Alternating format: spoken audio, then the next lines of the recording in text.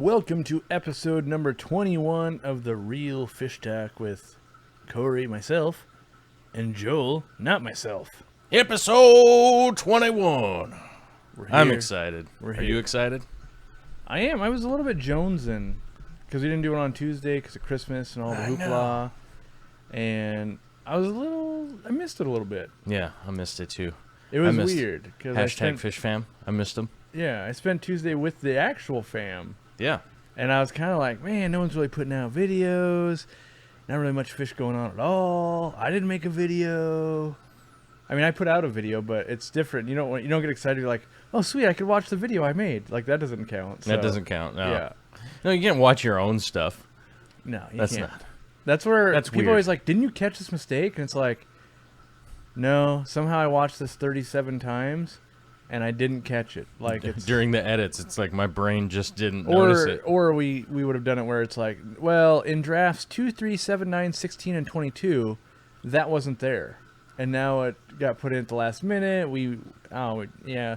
Right. You'll have to deal with it going bloop in the middle of the show, I guess. That's just, what it's going to be. So, today we're going to talk about probably Malawi cichlids, Tanganyikan cichlids. We might go down the hole of Victorian cichlids, but I'm not super well versed. I mean, I'm versed, but not super well versed in those. And I feel like I'll just be doing them a disservice by being like, they're pretty much all red or green, and they're angry. There's lots of different tilapia and West African cichlids, and oh man, what if we trolled everyone? We only talked about West African cichlids for 2 hours. They'd just be like, I thought it was gonna be like yellow labs. Turns out it was 2 hours on Kribensis. Yes, Kribensis. But welcome all the new people. I know there's going to be some new people here. I myself, so my credentials, worked and kind of ran, I say kind of because I didn't own it, but it was my job to do the ordering and a large portion of the work. Manager! Yes, I did manage the store. Yeah. For sure. An African cichlid store with 300 tanks. Yeah. So day in, day out, I was helping people with a lot of African cichlids. I myself was breeding and keeping a lot of African cichlids, and that is the biggest reason why I don't have very many now. Do I have any now that we were doing the remodel? I don't know that I have any currently. I mean, there's a couple fry left over from the Pelvicachromis, but I think I burned myself out on them. Yeah. Of just like Africans at work, Africans at home, Africans in leisure time, and yeah, so that's my credentials. And you've kept some Africans, right? My credentials would be... Oh, let's go through the laundry list of my credentials. All right. I have pants. Dang. Yes. I wear shorts most days, so that's why you're the smart one. I have the long pants. I did wear shorts on Christmas. Although most of my pants have holes in them. So, yeah. In-betweener? Yeah, a tweener. Yeah, okay. I got the speed holes, right? My credentials, I've been keeping, whether it be turtles or fish or shrimp or all that kind of stuff. I've been keeping things in what is most commonly referred to as glass cages, right? Yes. .com. .com/org. Free plug. I'm going to start doing the Philip DeFranco thing. .edu. Where anytime you mention anything that's not yourself, just say, that's a free plug. That's a free plug. Yeah. That's a free plug. He does that. I'm always like, it's kind of odd, but kind of funny. Like, ooh, yes, I'm thirsty. Oh, Diet Coke, free plug. Free plug. I've got this water. Free plug. Free plug. Water. Brought to you by water. Today's show brought to you by water. Yeah. My credentials are pretty varied, but as far as like African cichlids, I haven't owned very many of those specific tanks like since I was a kid. Ooh, we get to beat up on you then. And I mean, like when I say African cichlids, I mean like the big boys. Like a green terror or something. You know what I mean? Yeah. And you and I were talking about it yesterday. That was like because you were asking me like what cichlids have I had. And it's like, I start rattling through the list of like 20,000 fish, like going through my head, and I'm like, there's one in there. I know it. And it's like, because the cichlids is such a huge family. You know what I mean? It's astounding how many fish fall in there. And, you know, if we were talking like kind of specifically to what would be considered like a cichlid tank, you know, yellow labs are one that I've had, which is like Thunderdome tank, which is, I can understand the appeal, right? They were one of my favorites. Right. Yeah. They're very bright colored for a freshwater fish. Yeah. I mean, they almost look like a saltwater fish. What size tank did you keep them in? I mean, bowl. I think I had like a 55. Okay. If I'm trying to recall. Way back. Back into the way back. Machine. And then When we say way back, I don't think they called it years ago, I don't think they called it a 20 long at the time. I think they called it like a 20 reptile. Oh, I had some of those. a 20 reptile. Yeah. And then All right. eventually the 20 longs became a 20 long. Whereas I think at the time it was just like, this is a 20-gallon reptile enclosure, right? I believe that. I can believe that. Yeah. So multiple, you know, a couple of those and that kind of stuff. But I mean, those were really in the days when I wasn't really, you know, hyper into like, what's the ecology of this? It was just like, I like that pretty fish. It's cool. Right. You were in the, I don't want to call it infancy stages, but I think everyone starts somewhere where you're like, Elementary. I keep fish, you know, and you're Literally just in the elementary stages. like, yeah, exactly. Because I was the same way. Like, that one's cool. I want to just keep that. And it, like, I think at the beginning, you're not like, oh, I want to go buy that because it's an African cichlid. You walk into a pet store and you're like, that thing looks cool. It lives in a fish tank. Yeah. I should get me some of them. I should get some of that. Yeah. And so, like, yellow labs, they weren't my first African cichlid. They were in the first group. But I was lucky to get some from the store I ended up working at, and that was Conway Tropical Fish. Free plug, Right. free plug, free plug. Free plug. Conway. Free plug. No, I do love that store. I learned a lot there. Shout out. Is Conway still around? Yeah. Oh, they are? Okay. They just celebrated like 23 years or something. Oh, like nice. that. It's up there. Nice. Yeah. We like that. It was up there. No, it's got to be more because I think when I left, it was like 19 years. So he's probably on 24 or 25 at this point. Yeah, okay. But I got yellow labs, and the cool thing was I got them that he had been line breeding for a long time. And so the yellow was crazy intense, but then the black dorsal fin and the pecks and things like that were jet black and thick banded. And I've kind of bought yellow labs a few times since, like in the last, let's say, 2 years.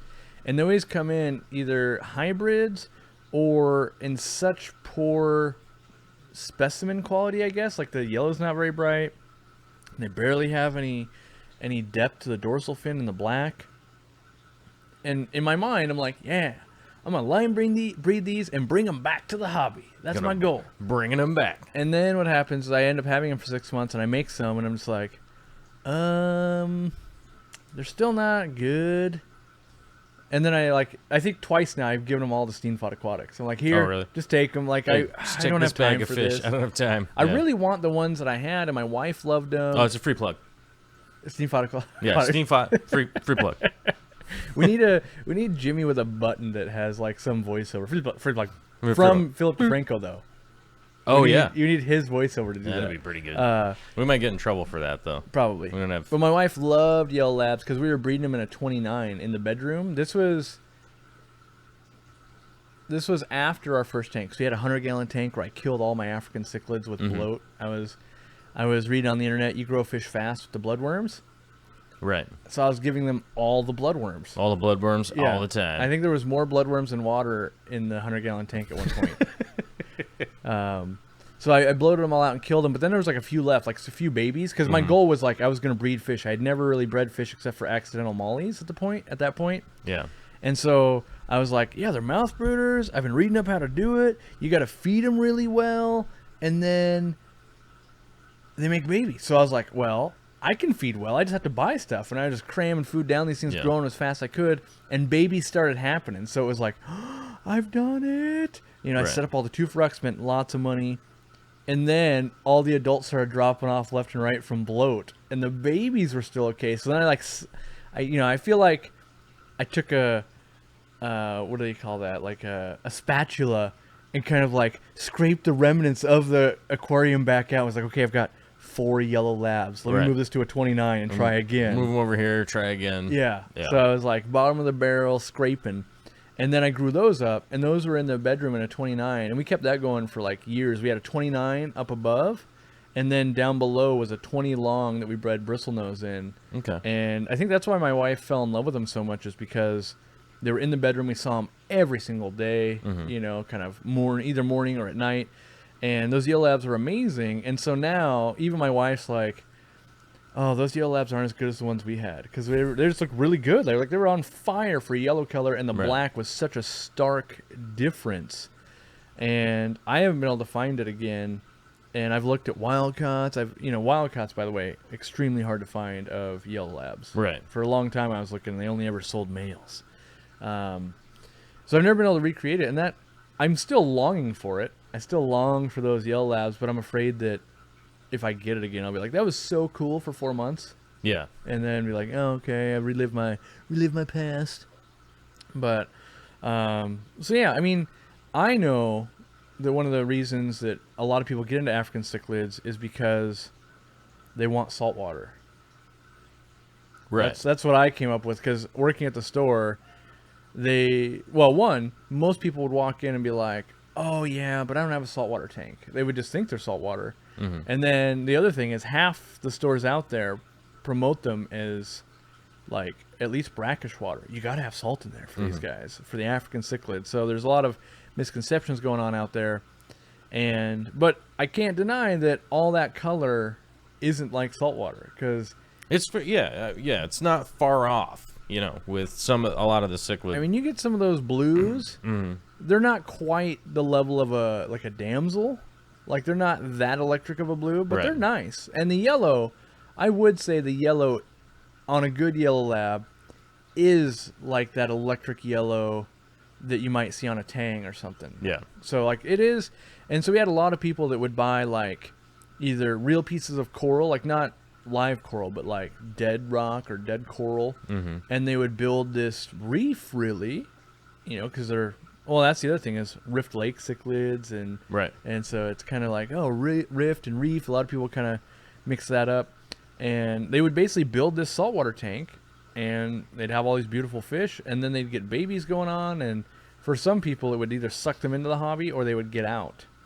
Okay. Like there'd be people that I can't have babies getting eaten, like, and so they try to save them all. Yeah. And then that became this whole thing of like, it's too much work. You know, I got 72 tanks running, and I can't possibly lose a baby and all that type of thing. So, it's a weird dynamic. There'd be people. I remember this one family that no matter what, for some reason they had to shoehorn everything into a 20 long. Like they were going to let their kid get an aquarium, and they wanted African cichlids. And it's one of those families that like we spent hours and hours and hours with. Like they'd come in, they'd learn. We'd recommend a bigger tank. They go, oh no, we can't do that. And then they come back in, they learn some more, and the kid himself was reading all of the internet. Like that kid was smart as a whip, and even he was starting to be like, Dad and Mom, no, you can't do that in a 20 long. But no matter what, they basically stonewalled that kid until he was down to just a 20 long. Like they were like, you can have a 20 long or nothing. So I remember us having to shoehorn in like some purple ACI, some yellow labs. And the kid always wanting more and being like eternally disappointed, and then he'd be like, why aren't they breeding, and why are they being so aggressive? Yeah. And then even the parents would come back like, yeah, it doesn't seem like they're acting like they should. I'm like, well, you have 6-inch fish in a 20 long. It's not good. And we had to set up line of sight blocks. We had to do all these things, and so it's a weird crowd that gets into African cichlids. I find that it's not typically like, let's say a gentleman like yourself. Let's say you've bred bettas and you've done community tanks, you do plants, you do all these things. Rarely do I watch you walk into an African cichlid store one day and just go, no, I'm going African cichlids. I'm going African cichlids today. Usually it's newer people to the hobby get into African cichlids, and then they either A, love the breeding aspect and they keep it forever, or B, they end up transitioning out at some point. Right. I think one of the biggest things is that a lot of people start out with the cichlids. It's mainly because of a price point. Yeah. I think that was my biggest experience. When I was around stores and like when I'd be around people and people would be asking me questions and, for instance, like, if I had some of my high grade crystal shrimp You know, and they'd be like, well, like how much are those? I'd be like, yeah, it's like $20 a piece. Those yeah, are, and you're like, I can buy almost any African for that price. well, And they it's a could be fish. like they could buy like the most expensive African cichlid for $20 right. retail, Yeah. right? And more often than not, you know, it's like if you go to PetSmart or Petco or something like that, they would regularly have a lot of, you know, like yellow labs, for instance. They're so bright, they're, you know, they catch your eye if you're walking along that row and row of kind of goofy display tank setup thing that they Yeah. have. It's like those draw your attention, and then they look at the price tag and go, $5.99. Like- buy 2 get 1 free. $2.99, buy Yeah. 2 get 3 free. Yeah. Wait, what? Like $5 will get me a whole bunch of fish. So I that's been a lot of my experiences, that a lot of people get into it, and then the people that get sucked in, those are the people that are like, you know, oh man, my haps are going crazy. I've got a frontosa that's 9 years old. Look at him, he's a monster. Yeah. Those are the people that I think really get into it, and then you go, okay, well that makes sense, because that's really what those people are interested in. You're like, okay, now that makes sense to me. That's a good point, because I always, like, in my store that I worked at, we carried a lot of higher-end Africans, more expensive stuff. We also carried cheaper stuff, but I was glazing over the fact that most people that walked into our store, we had to start with, oh, you bought these 7 random cichlids from PetSmart, and now you couldn't possibly get rid of that Bumblebee Cichlid that's killing everything, so I got to somehow magically make it not want to kill everything. Yeah. Because, Bumblebees look sweet when they're $4 and they're small. Mm-hmm. Yeah. And then they get big, and then they get And mad. they kill stuff. And then Yeah. you're like, well, cool. How about we go with like a display tank of like bumblebees? And they're like, no, I just want the one. And that's the other thing is African cichlid, it does lend itself well to collectoritis. Like a lot of times you can have one of everything, especially when you're doing peacocks and stuff like that. You can just like, I want one of every male show peacock. It'll look amazing. Right. And people see tanks where that's been pulled off, but they don't see, oh, well, that tank's got 50 fish in it. We started with 172, and now it's boiled down to this where they're not killing each other. They're not killing each other. They're occupying their But you space. had to remove extra females, and this male was too dominant, and it can be very expensive. And that's what I found with a lot of the long-term customers is they'd set up their tank, it'd be going great for years, and then let's say 3 years later, just somehow you've dwindled down. So you went from, I had 20 adults in at 55 to now I have 11, and it's getting really aggressive. But people want to add in like 2-inch African cichlids, and all theirs are 5 inches, and it doesn't work out. And so then they got to find adults, and that's hard because a lot of people, like, they always wondered why can't I just walk in and buy the adult African cichlids like I want? And then I always had to explain, like, well, it's kind of like dogs. So when you go to the pound, rarely does someone go like, man, this is the best dog I've ever had. Time to take it to the pound today. Like, people don't get rid of really good dogs. And if you did, like, let's say, you had to get rid of Biddy Brown for some reason, you would find the best home on the planet for her. Right. You I wouldn't go to the drop pound. her off. Right. Yeah. And so by the time the things make it to the pound, in general, either A, they were a stray, or B, they were acting up, they couldn't take care of it. Like, okay, let's donate and hopefully someone else will get it. Well, the problem is when someone walks in the store and they're buying those big Africans, usually they were the problem childs. Right. Not very likely was it like, oh no, I had all these adults, it was going great, I just had to move cross country and I sold them cheaply to the pet store. Like, that doesn't really happen. It's always, this guy's killing everything, here, take him for free. And then we go, oh geez, throw it in the 75. Right. With the other ones that, and they don't look like they're crazy aggressive in the store because they're with other crazy aggressive ones typically. And Yeah. I've had plenty of like yellow labs that are just stone cold killers. Even though 99 out of 100, like, oh, we just play referee. We don't want to hurt anyone. Right. But those are the ones, when it's a 4-inch male that comes back to the store, it came back because, it was Billy Badass. And not like, oh, yeah, this is the nicest one I own. I just happened to catch it for you and bring it in out of the goodness of my heart. Right, I'm bringing in my little buddy. Yeah, I'm bringing you my favorite one, Well, it's like one of those situations like with Mr. Chips, he bit my face the other day.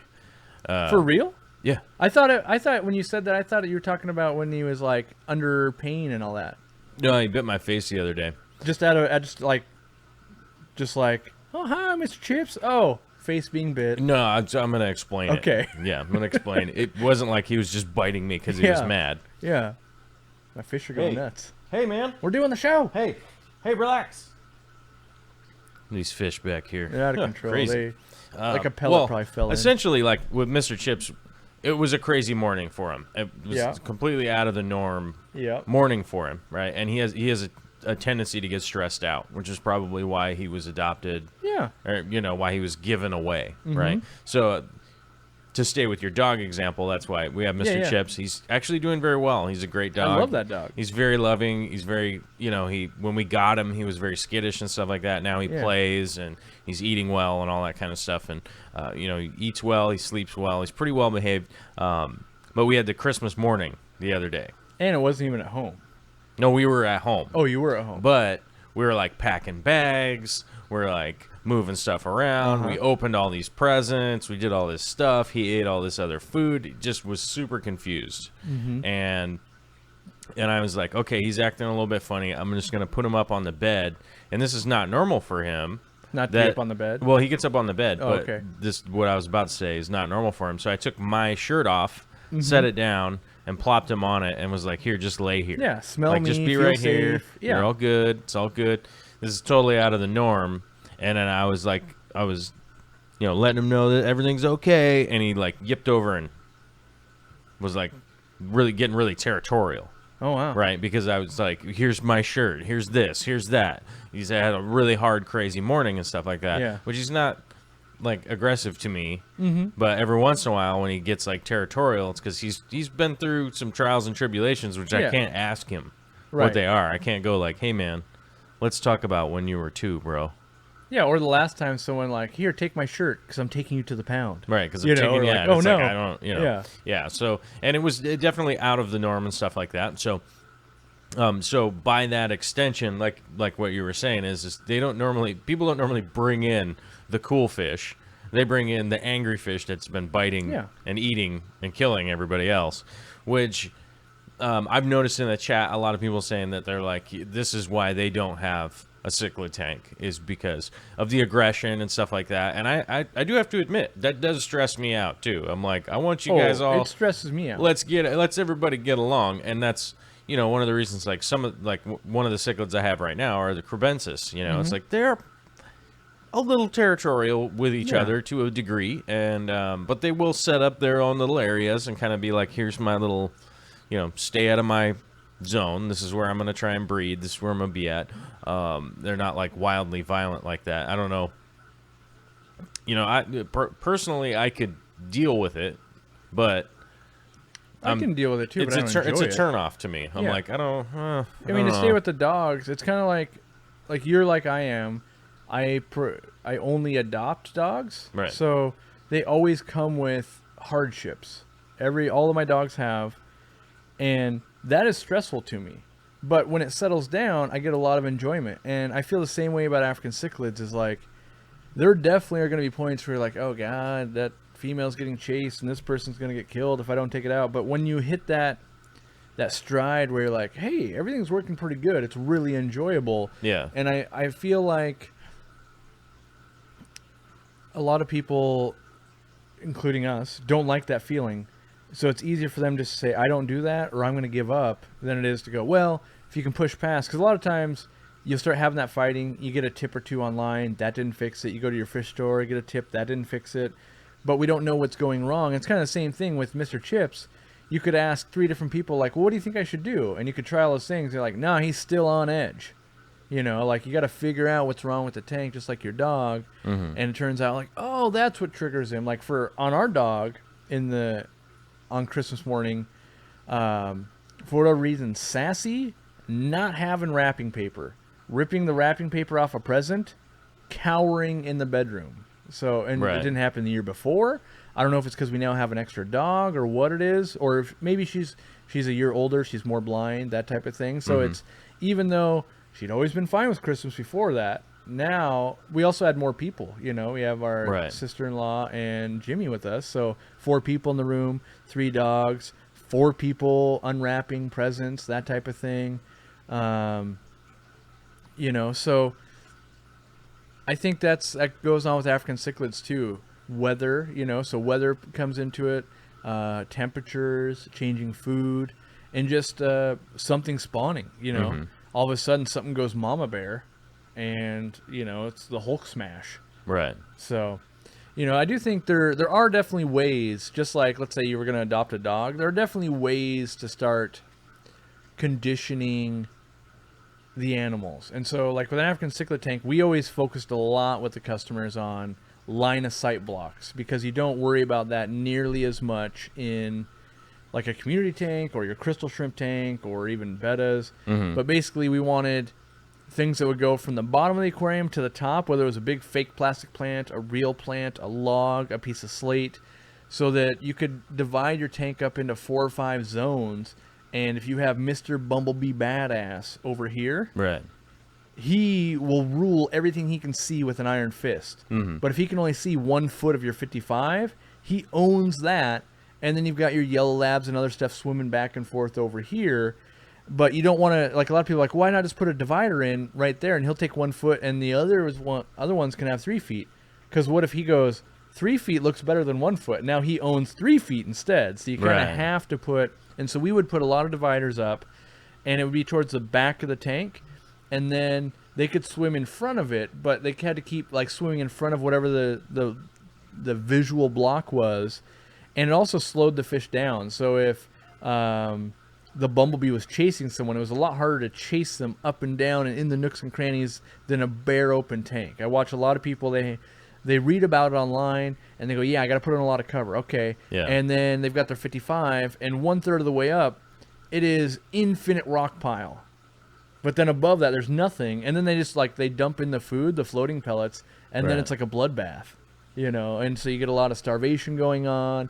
And then there's the whole fact of like, the females are going to breed pretty much all the time. And so they'll have mouthfuls of babies, so they start losing weight, and now they got to compete for food. And so it can be more stressful because there's more going on. But I also think it's more rewarding. Like, if you keep tetras and stuff, it's pretty hard to breed. Whereas Malawi cichlids, in my opinion, autopilot. Even if you have like 1 yellow lab and a Hongsloi, they'll cross. So it's kind of like just give it time. They'll make some babies. They might be hybrids, but it's easy. Yeah, yeah. With our local club, I never understood, because I was in charge of the breeder award program. And I didn't want to rock the boat way too much because I was changing a lot of things. But African cichlids were worth 10 points per species spawned, whether it was a Lake Malawi, a frontosa, a trout cichlid. And so some of them were like, yeah, that's going to take you 6 years to pull off. And the other one was like, oh, I bought it pregnant at the store pretty much at this point. Yeah, brought it home. But they're worth 10 points. And so you're going, okay, yeah, 10 points, sure. Okay. And then you're going, a guppy's worth 5. You're going, okay, yeah, I could see how an African cichlid is more difficult than a guppy. But then breeding discus was 15. Right. So it's like, well, you could for sure breed 2 Africans way easier and faster than discus. Yeah. And Epistos were the same way. And so I thought it was a little disproportionate because of that. So, yeah. What else do we want to talk about? I know we talked about Shale Dwellers in in one of our episodes. I know you kept Shelleys, and I think I'm a big fan of Shelleys myself. So, right. Was that our next thing? Did we do Shelleys for Africans? I don't know. Oh, actually, yeah, I think I got rid of my community tank, and I got rid of my community tank. That's not true. It transitioned to a different tank. So that's what happened. Transitioned to a different tank. And then I had this 65 tank, it's like a 40 breeder but taller. And I knew that was my new breeding tank for Africans. Because I was trying to get more into Africans, because I think at that point I had started working at the store, and I was like, yeah, if I could breed Africans, I could sell them to the store, I can make some money. Right. So I did multis down below, and then the Cichlids, which is known as like the sardine cichlid, or something like that. And they're cool because they're like a tetra. They're like a 3-inch or 4-inch long tetra. that will breed mid-water. So the male goes up to the top, releases... No, that's not true. The female goes up to the top, releases an egg. The male swims by, fertilizes it, and then the female like loops down and catches it in her mouth. And so they do everything mid-water, whereas your average African goes to the substrate to do that whole rigmarole. And so that's super cool. So I had them going on, and I still maintain that they're a good community tank fish. And people always think I'm a nutbag, but you can attest to how long I had Cypripchromis over there with like platies in that 100-gallon tank for like a long time. And they were both cranking out fry left and right. So that was going on up top. And then I had the multi-shell dweller down below. And because they're crazy territorial, no other cichlid could really go in there, because if they wanted to go spawn down below, the multis would beat them within an inch of their life. Right. And so that was working, and I had a bunch of shells down below, obviously, and so a lot of Vallisneria, because I still was in love with plants. Like that, I was nerding out hard with Dr. Wallstad's method and the Planet Tank Forum and all that, so I was like, well, I do like Africans, but I really love plants too, and I'm going to force this on them whether they like it or not. And it worked out great. But yeah, there are a bunch of plants that you could put in with cichlids and stuff like that. It's just you gotta make some sacrifices with some of your plants and stuff to find out which ones are going to work and which ones don't. I think it's like keeping a yard super good, and having dogs and that type of thing. So yeah. Let's see here. So yeah, I actually won like the breeding tank of the year award with the GSAS for that one. It was super fun. And yeah, so you can look on my Aquarium Co-op channel. If you look in the Wayback Machine, I think it's like Greater Seattle Aquarium Society home show event, and I want to say that was like in 2006, 7. I don't know. I'm not quite sure. Because I've been in the club for like 10 years, but it was like, I want to say it was like one of the first years I was in there. So you can see like, oh man, Cory had a fish room, and not nearly as many tanks or anything like that, but that tank never made me a lot of money, by the way. Really? Because it's ridiculously hard to catch the multis. And so to actually like get them out, I sold and them sell a couple them? of times, but then I was like, oh god, it's so much work to do it. It's not worth the $5 or whatever that I was going to get for the fish. Right. And so, and then because to actually like, get them out of the shells and actually net them, right, kind of is a nightmare. So then I tried another method, and this combo worked out awesome as well. I had a 55-gallon with Vallisneria and that type of stuff, and it had a ton of cherry shrimp, and then I was breeding the Cypripchromis in there.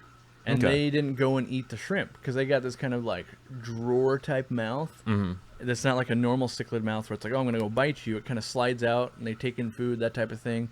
And so they were cranking out fry in there, and that was okay. I was making a lot of money off those shrimp and a little bit of money on Cypripchromis. And then I realized like, oh, if I'm trying to make money, I just make the shrimp out of this thing. That, that was not a good pairing, if you will. Yeah, exactly.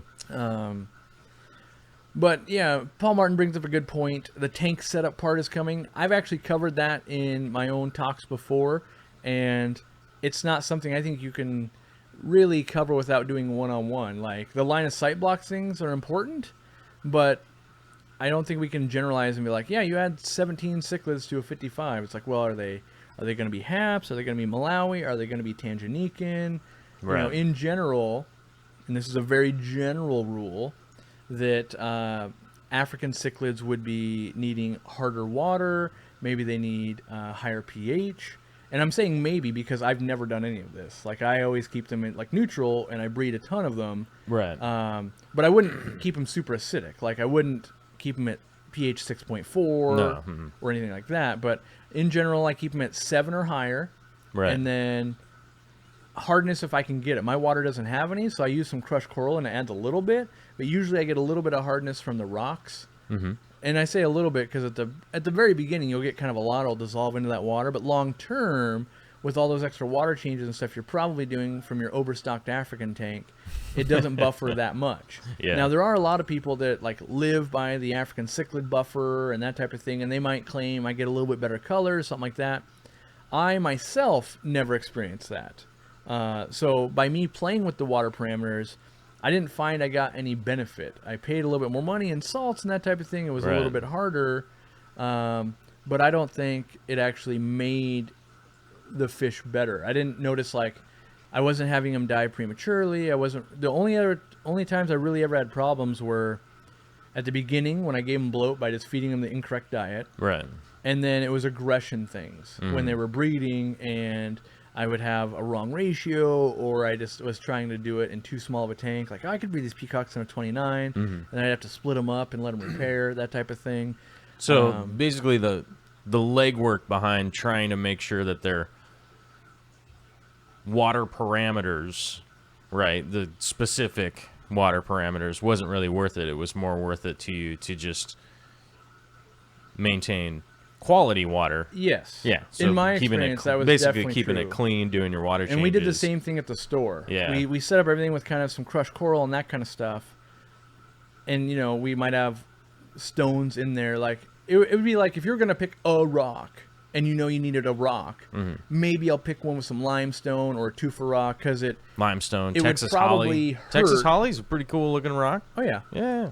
I mean, it would probably help and not hurt. And so it's like, well, if you have the chance, it's the same thing. Like, well, if you're going to pick some substrate, pick crushed coral will help a little bit. But it's not the end all be all, because a lot of times we were doing so many water changes, it didn't have a long time to dissolve in. And but what I did find, people, they build these elaborate scapes in their African cichlid tank. You know, maybe use a ton of rock work or use a ton of wood or something like that. And what would happen is you do your water change, but you wouldn't move all the rock work and stuff when you gravel vac. And so you get all these pockets of waste building up.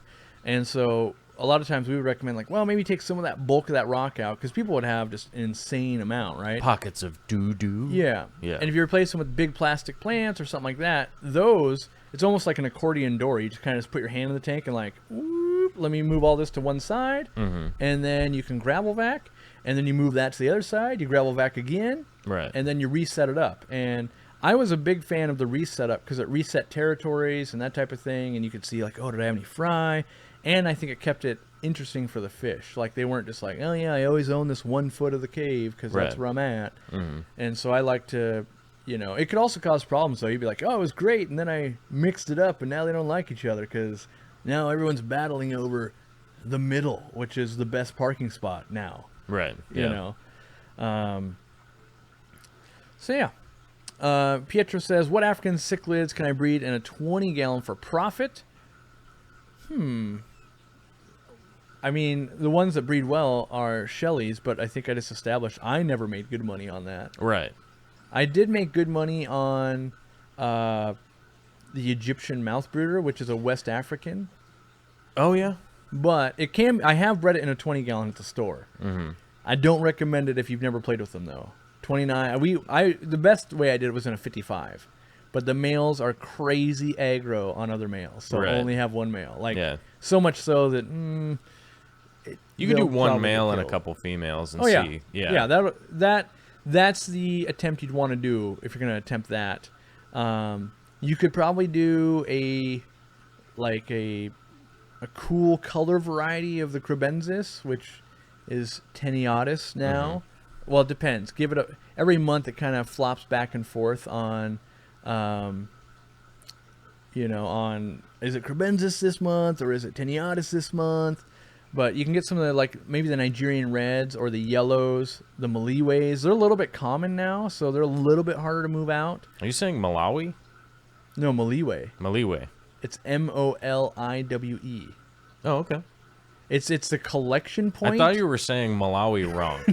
And I mean, was like, I'm not saying I don't say every word wrong. No, but those two words are different. I literally jumped in because I was like, wait a minute. I'm confused. Yeah. So like Pelvicachromis, Taeniatus, and then in quotation marks would be Maliwe would be that collection point. And they just have, like, usually a certain tail pattern, a little bit different color. And then you'd have, like, Pelvicachromis, Taeniatus, Lobe, and you have all these collection points, and they all look subtly different. But something like the, Pelvicachromis Taeniatus Nigerian red kind of looks cool. So you might be able to do well, but it depends on your local market.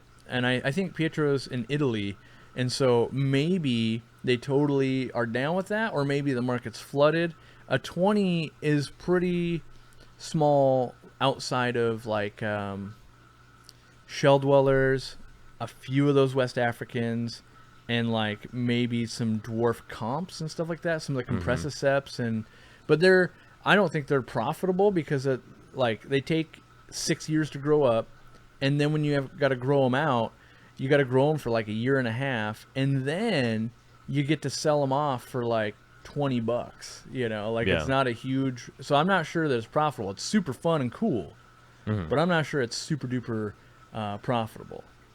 Yeah, I wouldn't think that it's super profitable. We got a fishy question here from Priscilla MK Art. My tap pH is at 8.6 due to weather, I assume. Normally it's at 7 to 7.5. How do I go about water changes? Seems to be quite the difference, especially for the puffers. Because this happens to you and I once a year.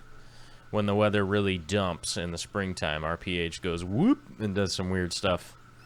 So I never really have to worry about it, and here's why. Because all of my tanks, well, I won't say all, but almost all of my tanks are auto water changing in small amounts. Right. So this is the reason, like, why at the store and at home, why do you 4 changes a day? Because 4 changes of, let's say, 1 gallon is better than 1 change of 4 gallons to me. Because in this scenario of Cory's not paying attention, my pH is much, much higher, dumping 4 gallons of high pH water is likely for the fish to react more than doing 1 gallon. So in the home scenario, I would say change like 10% of the water. So if you were changing 30 or 40% a week, try changing 10% every other day. If you're in a situation where like, oh God, if I don't change water, nitrates are going to get out of control and I'm going to fight disease. The goal is better to just do the change. Yeah, the goal is to weather the storm, so to speak, of like, okay, well, I'm going to change some, take some nitrates out, put some of this higher pH water back in. The other thing I would test is to see if perhaps it's being done by the water company. So like take a bucket or a glass of water, fill it up out of the tap, put an air stone in it, and see if it's still elevated the next day. If it's not, you could probably just set it out, aerate it over a day, and you could do your water change. Still a pain to all of us that own a bunch of aquariums, because you're going, well, that's not just coming out of the tap. I love my Python. Yeah, for sure, it's definitely more of a pain, but that's been one of my recommendations to a lot of people. Is like, just go to the hardware store, whatever it is, get yourself a 30-gallon garbage can. Yeah. As you know, I have a water changing garbage can. So do you. You actually have one that's like, that's the water only one. Like, yep. Yeah. I have a water only one too. When you're doing, construction. You already knew, but I was like, just so you're aware, this is the water only. This is the water only can. Like, yep. So it's one of those things where it's like, I don't want to spend the $30, but it definitely pays off with situations like this where you're like, I don't want to be dumping a ton of water into my tank that the pH is out of whack. And like you said, one of the easy ways to do it is to actually just aerate it and leave it in the bucket for a day or two. And generally if they've artificially done it, it'll drop back down. If they haven't artificially done it, it will drop down a fair bit. Yeah. Depending on how much CO2 was in the line. Right. And it'll probably, more often than not, I guess. Because I'm always afraid when I say probably, but maybe more often than not, the people I've talked to, it will change some by aerating it over the course of a day.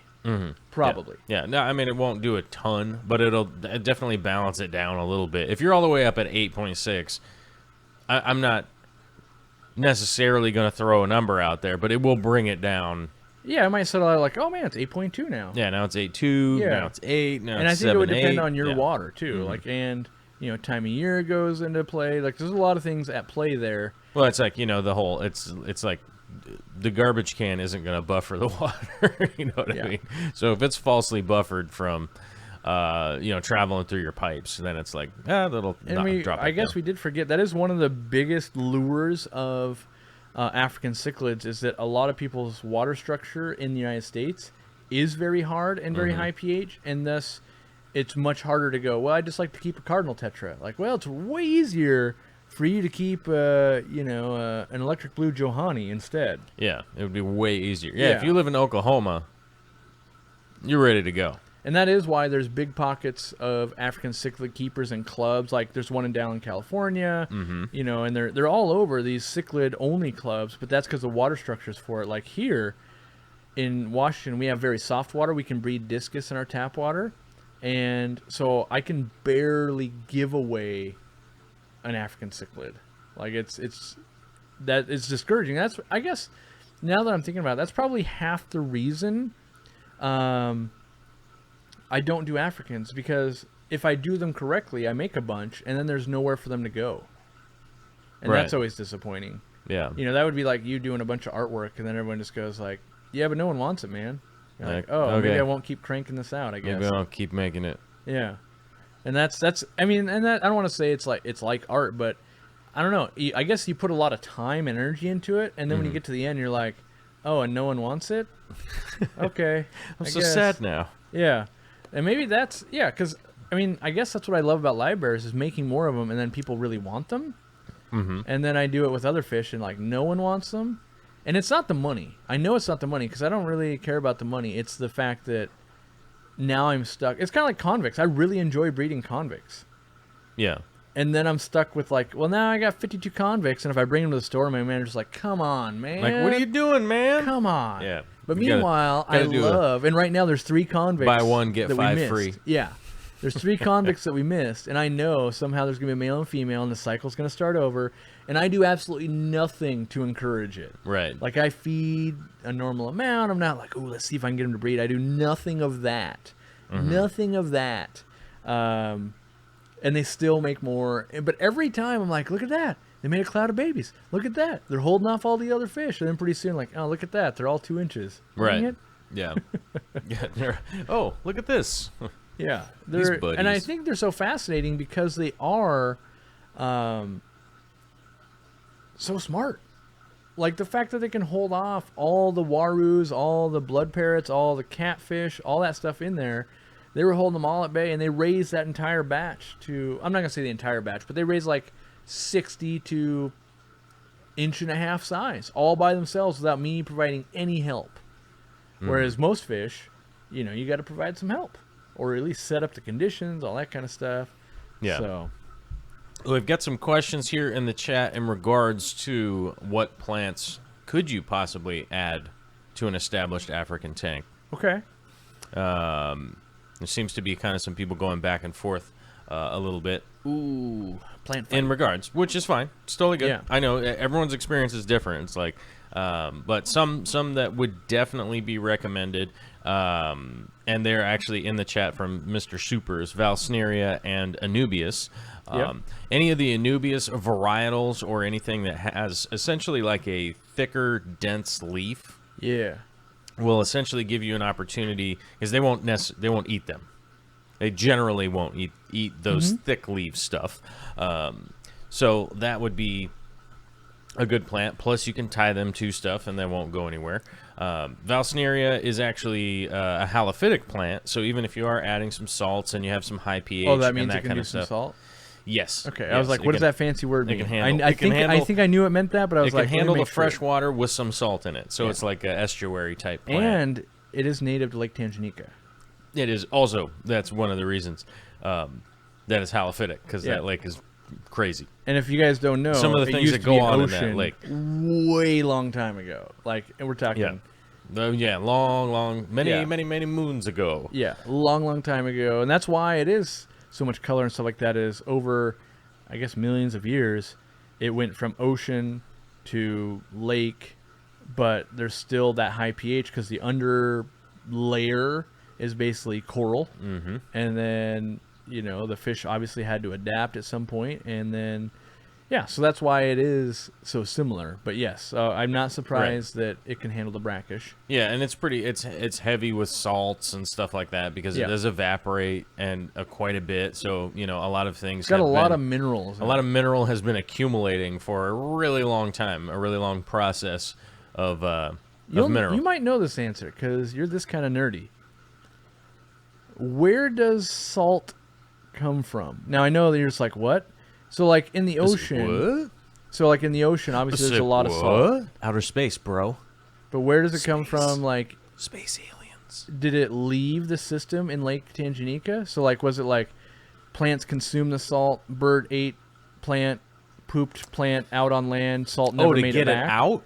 Yeah, so like how did it leave, and then how would it come back? Because I know there's lots of minerals, and that's probably dissolving in from the think coral. a lot of the geological theories that are out there right now are sort of in flux right at the moment. Sure.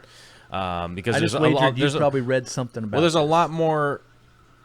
So there's quick summary. Basically, there's like 4 groups of geologists, right? There's essentially the ones that go, yeah, the stuff I read in the book a long time ago is what it is. Okay. And I stick to that. Sure. Because that's what they know. I feel that it's true. And you're like, well, maybe your feelings are wrong because this is a science and it should always be changing. But maybe they are right. Then, that's group one. On the other end of the spectrum, there's also the people that are like, it's space aliens, right? Like almost everything is like, this is geoengineered by space aliens, right? And then there's the 2 groups that kind of fall in the middle of those, which I would commonly refer to as like, the moderates, the guys that are going, well, we thought the pyramid was blah, blah, blah, blah, blah, blah, blah, right? And then there's the other group that go, well, maybe we only know this much about the pyramid because we just learned this thing. Right. Right. And a lot of what's going on in Africa is similar to what's going on in Washington State, is that they're going, okay, wait a minute. There were some large impacts to the planet, and most people go like, yeah, well, that was like the dinosaurs, right? Like the dinosaurs died because there was a big comet hit. There have been some events similar to that which have been very difficult to nail down, geologically speaking, because it's difficult. And I think that's a big part of some of what happened in Africa. So essentially, big pile up of ice, and then big melt of that ice, right? Yep. So where the salts went are essentially from that. Ice ages, these big flooding events and stuff like that was enough to push in enough fresh water to get it to a point where it's at. And it's also a really long period of time. So you go like, well, what happened in 100 million years? And you're like, no, that seems completely logical. I just think I got to take a nap because that's so long. Flood happens, dilutes salt, water evaporates, salt somewhere else now. It's not in Lake Tanganyika.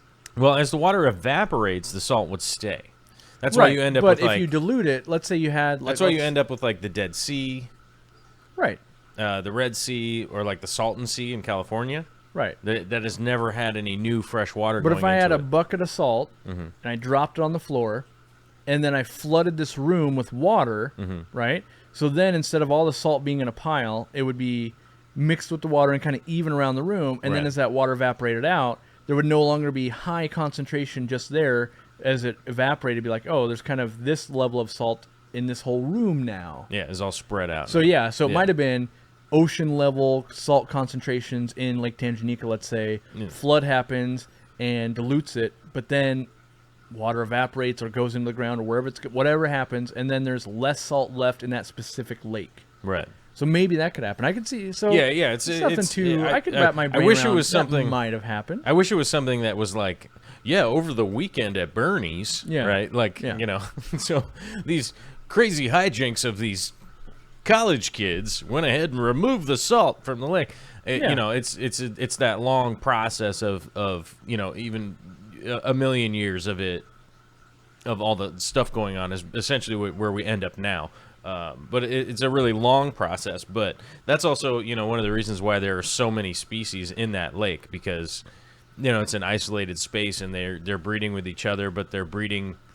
It's a really interesting, scientifically, because you're like, okay, you have the direct, and evolution's like the wrong word. What's not evolution, but the like changing or well, it's like the genetic lines that are successful keep continuing on. For essentially breeding other species and stuff like that. Is that they're like, well, these traits allow them to survive in this area. It's a combination of evolving and adaptation. Yeah, because like in the lake, when a big like landslide would happen, it would be, if it was big enough, it would separate a population. So let's say you had all one yellow lab, but then this big divide comes in.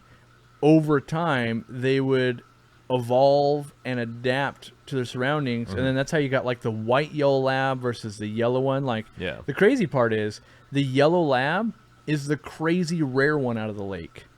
Like it's super common in the hobby, but in the lake that's super rare. Most of them are, white or a different color, which is bizarre because in my mind I always thought like, oh, they're so common, they must be everywhere, and it was like one specific collection point. So, yeah, kind of crazy. Right. But what else for plants? I think in general, the stuff that can take a biting, because you got to realize most of these fish, whether they want to eat plants or not, let's say they're a 4 or 5 inch fish and something really fine can be pulled off. So even if they don't want to eat it, even if they don't want to eat it, that's what they do. They just go, I'm angsty today. I want to take a bite, and they just go, or they're trying to make a breeding spot and they're like, this thing needs to move, and they rip it. So like, those thicker leaf, like African fern, the Bulbitis, the Java fern, the Anubias, and Vallisneria are all good ones that I would try. Now you could be like, well, my dog, he eats the couch every time I buy a couch, but not all dogs eat couches. But you're also not shocked when you're like, oh yeah, your dog chewed the leg on your couch. Like, oh yeah, you should teach him not to do that. You should maybe teach him not to do that. And that's kind of the same thing with fish. Is like a lot of times with dogs, just going back to the dog thing, is and not all the time, but a lot of times it might be like, oh, maybe they weren't getting enough exercise, or they're being left alone too long, or it might be an acting out of like, I'm ultra bored, and chewing on this wooden leg was more fun than doing nothing.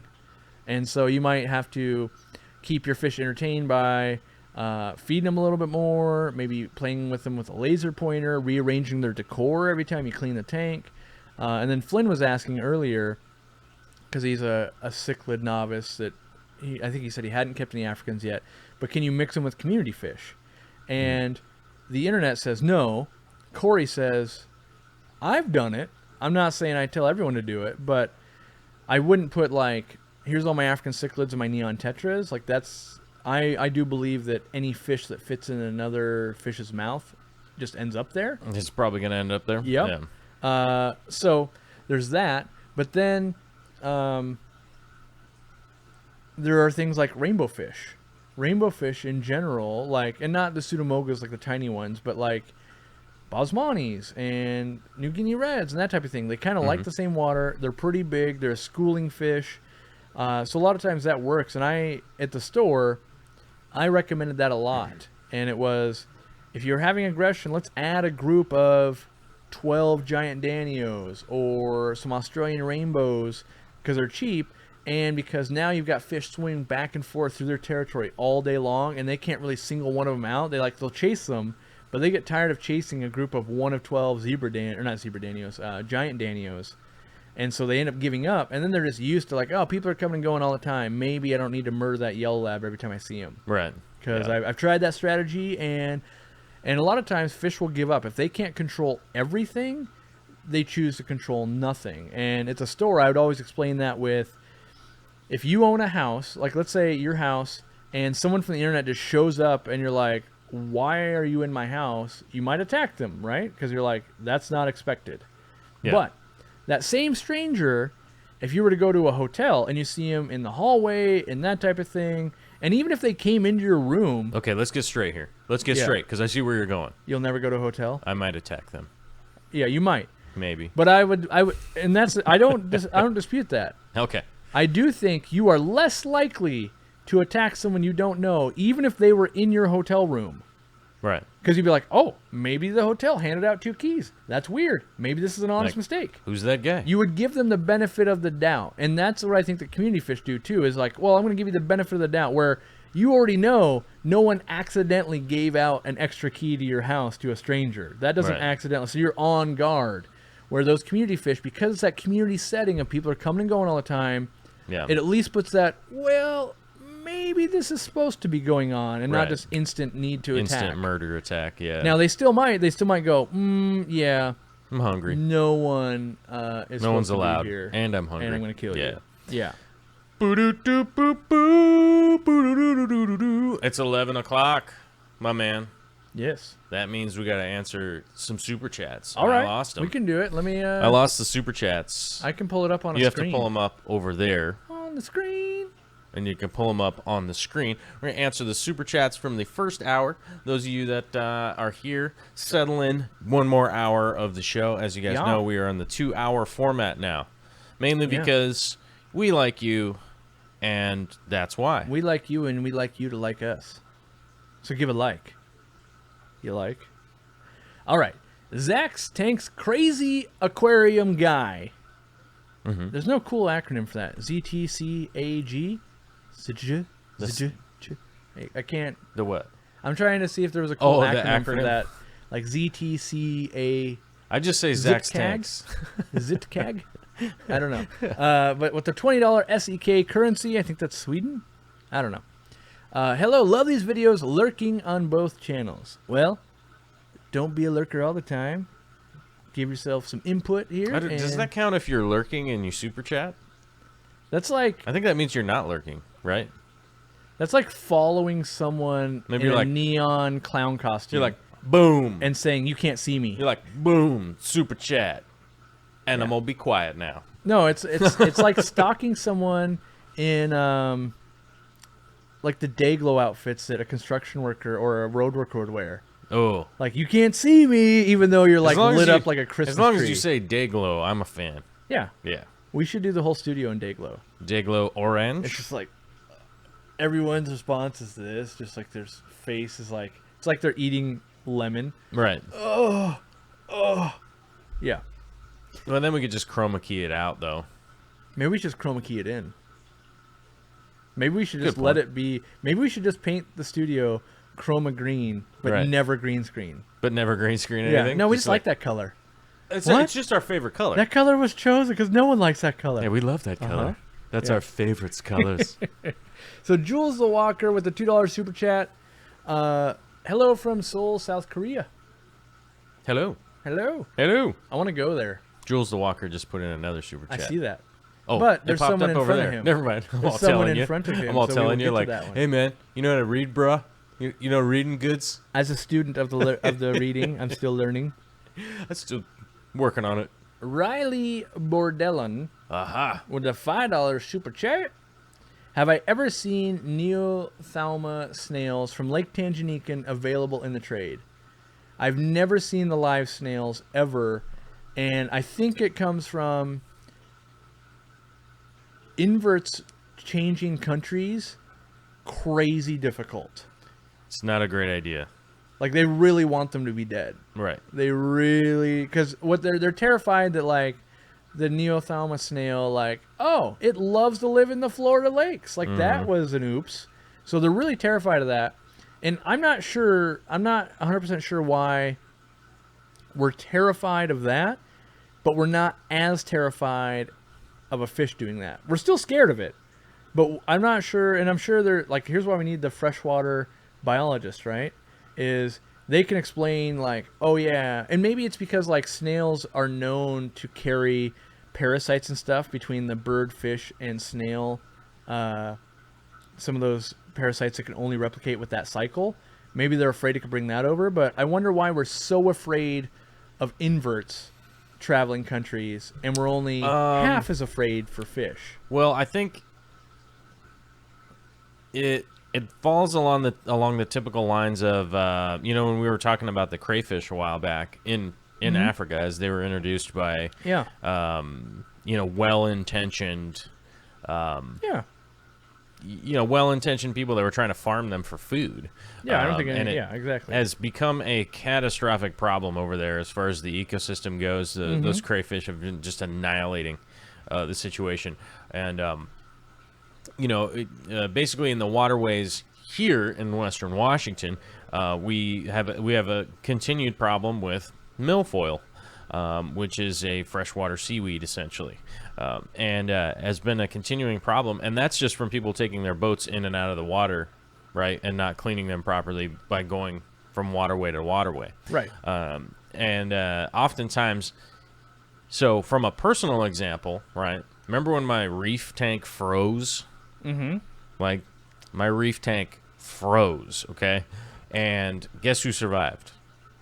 Neolamprologus snails. Among the survivors was the snails. Almost Yeah. all my snails and all them were alive, even in basically could like see frozen that. water. So I could see that. they could easily adapt within the environment. So it's like you could go, well, we could let them in and hope it works out. Mm-hmm. Yet another reason. Because you're right. Inverts can take like a lot of abuse. the snakeheads are taking over American waterways. They're not supposed to be there. There's alligators and crocodiles in Right. in Florida now. There's there's a lot of those things that they're trying to mitigate those human created disasters, and that would be one of those things. And it's like snails are prolific, man. Like they don't take much. Like you can ignore them and they'll breed like crazy in your tank. And let alone if they were in a situation that was beneficial to them, they could easily take over and really do a lot of damage to an ecosystem. So that's the big reason that they don't want those coming over. That's one of those things. So like, I referenced crystal shrimp earlier. I'm going to reference them again. One of the big reasons that bringing over crystal shrimp isn't that big of a deal as far as the import goes is that if they were to get cut loose in America, like they might be a problem for a season, but they wouldn't survive the winter. Right. They're just like the water will just get too cold for them. They won't make it. So that's one of those things that you kind of go, okay, they probably just aren't, it aren't that big of a threat to the ecosystem if they do, like if you were to just dump them down the drain or take them to your local pond or something and toss them out there, which is typically what happens. It's like, especially with snails, what ends up happening is that someone will like trim plants or something out of their tank and they'll just dump it. They'll dump their water down the toilet or something, and then it makes its way right into the waterway eventually. Like as it goes to the sewer or whatever, eventually it'll find somewhere to live and then propagate, and then oops, so because even the snail shells alone are hard to get a hold of. Yeah, because super shelly nerds like myself, I've never owned one, but I really want them.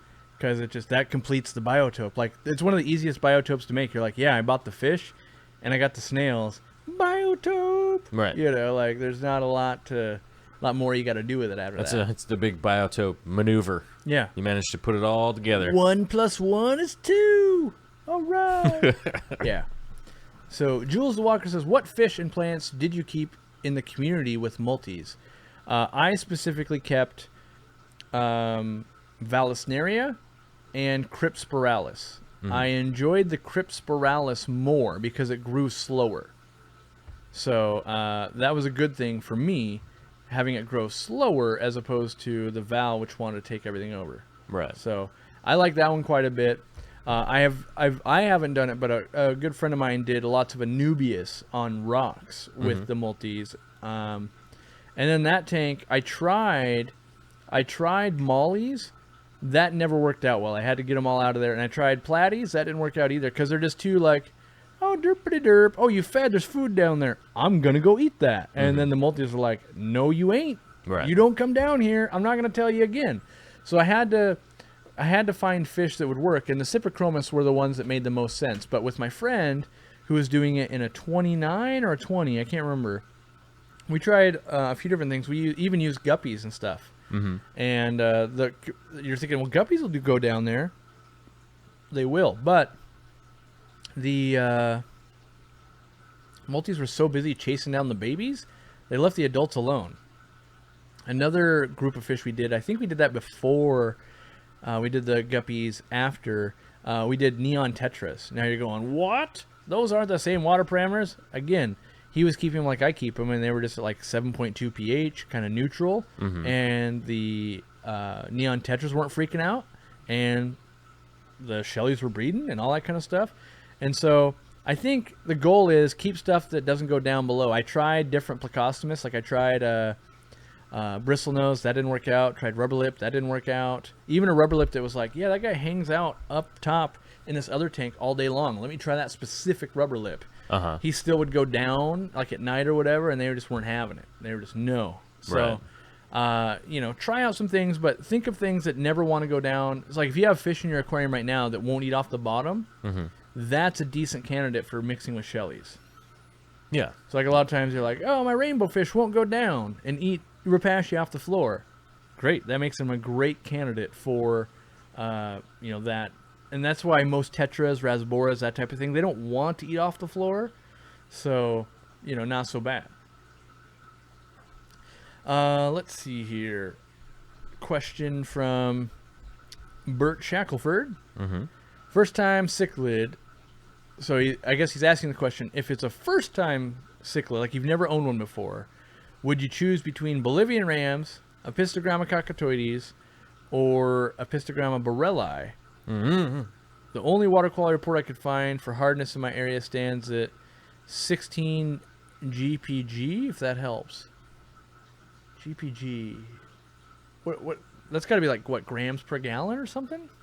I don't know. I don't know that one off the top of my head. I don't know what GPG means. But DKG? You gotta. Maybe P and K are kind of close. The most forgiving of those, I think, is going to be the Bolivian Ram. It can handle a wide range in my experience, and they're not too aggressive, and they can eat a wide range of food. The borelli and the Apistogramma, I think, are fairly equal on those. Like, yeah, the Apistos like to be a little warmer. They're a little bit finikier when it comes to feeding, but, I would Bolivian Ram. It's my go-to. It's one of my favorite. I can't believe I don't think I put that in my top 5 favorite centerpiece fish. But the Bolivian Ram. I'd put the Bolivian Ram in there. It's just kind of like, here's my 3-inch fish that looks cool and different and doesn't harm things, really. You get the gold ones, too. Well, that's a German Ram. That's a German. Gold German Ram. Yeah, whatever. Yeah. Different. But tripping. You're tripping. At one time, they were all the same. It's pretty ridiculous for me to answer that question because I have the Apistogramma cockatoides, so it's pretty obvious. You're like, oh, I would choose the one I own. I choose you. Yeah. Apisto I do think Bolivians are a little bit easier. Cockatoides. But that being said, those 3 are in the same, like they're in the same class. Like if you're in Math 103, you're going to learn all 3 of those throughout that semester. Right. Like, it's not like, oh, man, yeah, but Apistogrammas are calculus compared to algebra I'm in right now. Like, it's not that different. It's just like if you were like, well, in the class you'd start with Bolivian Ram, but a month in, you're into Apistos at that point. I'm trying to remember what color is the Bolivian Ram then. Mostly gray with a little bit of, like, it gets the leer tail to it with, like, a little bit of red streamers. Right. And it's got, like, a dot on its side a little bit. Yeah. It's not super colorful. Not super colorful, yeah. That's the thing is people want German blue rams because they're like, look at these things. They're on fire with color. But it's like, yeah, but they want to be a lot hotter. They're not as hardy, Keyholes might be a good alternative to Bolivian Rams. True. They get bigger, though. They're a bigger-bodied fish, but they do tend to be more docile. I think they could be... I think maybe they should be more prevalent in the hobby, and they're not getting their fair share. Not that they need to be the most sold fish, right? But I think proportionally, like they're like a forgotten fish, kind of like the festivum, the flag fish, the festivum. Like they're kind of a forgotten fish. They're way cooler than the amount are sold currently. Festivums for the rest of them's. Yeah. Yeah. But that being said, they don't need to be like in every Petco or anything like that. But I'm always like, oh man, yeah, you got a festivum, bro. Yeah, you got, keyhole. I'm always shocked when I go to a store and they have them. Right. Not that I'm going to buy them, but I'm like, oh yeah. Have you ever played with the Jewel Cichlid? I've only ever kept them at a store. I'm trying to think. I don't think I've ever had them at home. No. I've never brought that level of insanity to my own aquariums. No. I've seen some people keep them as species tanks, and they're super cool. Yeah. Because there's a giant cloud of babies. There's mind-blowingly good color. But these are from people that the aggression doesn't bother them. So Right. Right. like one of them was Lawrence Kent. He plays with quite a few different of the jewel cichlids because he collects them from the wild himself. And so like he is a guy that's kind of I feel like just more in tune with it. Like no, that's how they are in the wild. Like I watched it happen in the wild, so I don't think it puts him off as much when he sees that territorial behavior. And yeah, so I think he's just more okay with it.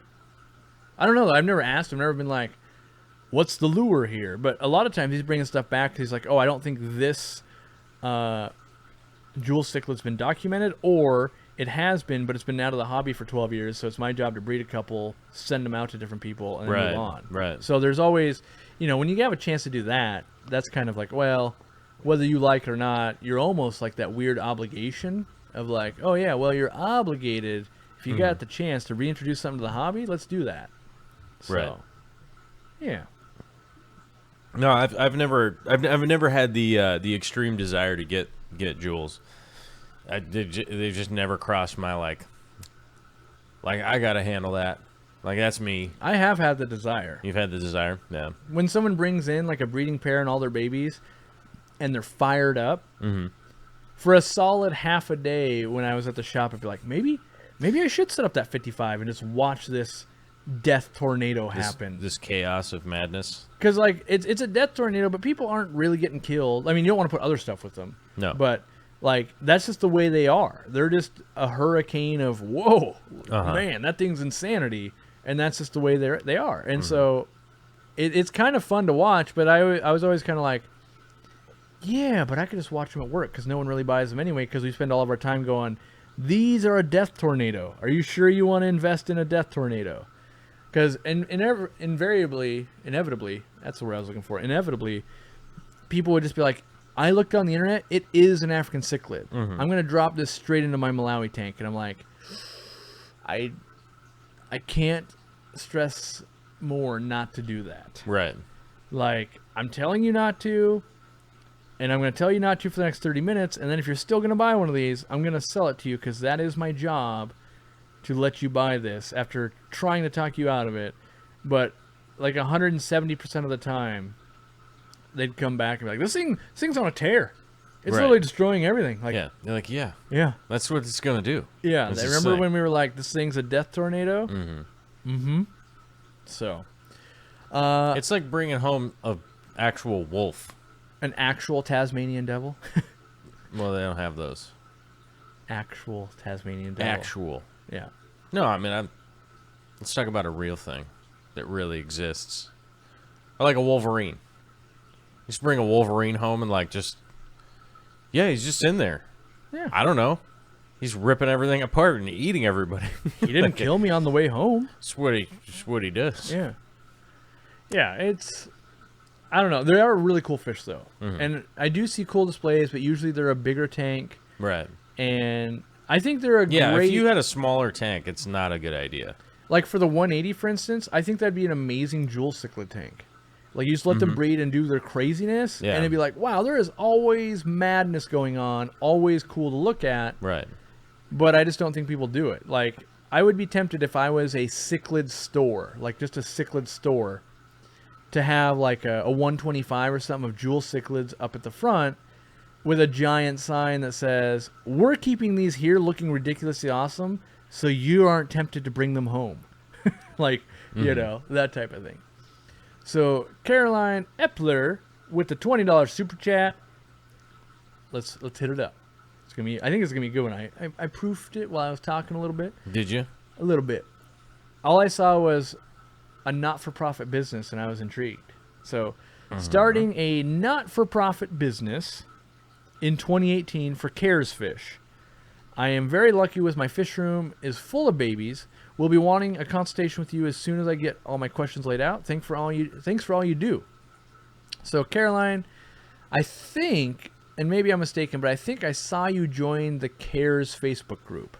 If you haven't, I would highly recommend that you do.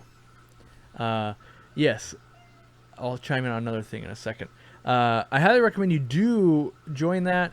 And then you're also your local clubs if you haven't already, because those are some of the best sources to I was going to say get rid, but that's not the right word. To find people that want to help with the CARES project. Yeah. That's the correct term, because you do want to get rid of them, because like if you make 100 of these things and they're super rare, they do need to go somewhere, but you want them to go to a place where other people will help raise them. And then the other thing I would do is start sourcing a store that knows what CARES fish are. Right. Because I actually believe the ultimate goal of the CARES program, one of the best things that can help sustain it, is getting those fish back into stores and getting people going, what's that thing? Oh, I should buy some of those. Because the more people that are just keeping them, the more a species gets sustained. Right. And if it's never in a store, you're never going to find someone who falls in love with it, because most of these fish, I mean, there are some very cool CARES fish, but a lot of them aren't as cool, and that's why they're not in stores. But you can say for sure, I'll never fall in love with eating, I'm trying to think of some I haven't eaten yet, but like, I don't think I've ever eaten Wolverine. So I could say for sure, if I never get the chance to eat it, I won't like it. Right. But if someone offers it to me, there's a chance like, oh, maybe I would learn to like it. And that's the same thing. If it's at least there in the store, there's a chance someone goes, oh, I think this is super cool. I want to work with it. Oh, I found out what CARES is about. I want to be involved. Right. So yeah, that's super cool. And it's a cool project. And the people that get involved with CARES, there's like 90% of them that are doing it nonprofit, and they're the coolest people you're ever going to meet. Right. And then there is 10% of them that are like, no, this is where I'm going to make money in my business. And they're kind of a little bit, in my opinion, a little bit destructive in the cause. Because what they're doing is like, they're going, oh yeah, you got this super rare fish, great, I'd like some of those, and now I'm going to sell them to the highest bidder after I breed them, as opposed to, it seems like the same thing, like, well, aren't they both breeding and getting them out there? Yeah, but somehow one is like, oh, this person is gouging people for $250 a fish, and this person says, yeah, like $5 pays for the fish food, know? And they're more interested in like, yeah, but what tank are you going to put them in? How are you going to breed them? What's your plan to get rid of them once they breed? Instead of like, oh, I'm interested in how that $250 transfers to my account. How fast can we do that? Yeah, exactly. How can I get that money? Yeah. So 2 people so far have chimed in that Tasmanian devils are a real thing, because I thought they were. And then I was like, oh man, maybe I'm just insane. Maybe they just get called that, but I definitely know somewhere I've traveled, Tasmanian devil is a real thing. Like, I'm sure it's not the scientific name or anything like that. Tasmanian devils are extinct, but they're thought to be. Really? There may or may not be some around. They're named after Tasmania, which is one of the states in Australia. Yeah. Right? Yeah. Or it's not a state. Maybe they have a province or something. Maybe they have a different name for it. A designated area. Designated regional yes, area. A regional. They're supposed to be extinct, although there is suspicion that there may or may not be some at this point Maybe around. there is a CARES program for Tasmania devils. In my brain I was like, is it devils? And I was like, yeah, it's just devils. Maybe, I don't know. Maybe not though. I mean, maybe if you're one of the foremost Tasmanian devil breeders, you get to name them whatever you want, or call them plural of whatever you want. Maybe. Hold on, let's see here. I'm gonna Google it. E-Little says Tasmanian devils do exist. They get pretty bad tumors. That seems random. Oh, the Tasmanian tiger is extinct. Get your Tasmanians right, bro. Mm. I don't know either. It's a marsupial. All right. Related to the wombat. Well, the whole chat is now filled with that. That's a good thing. Yeah. When you're live, we have to go off the top of our head. But I definitely have been the guy on the other end where I'm like, let me look that up on Google. So yeah. Oh. What's up? That's why. Okay, that was my confusion. Yeah?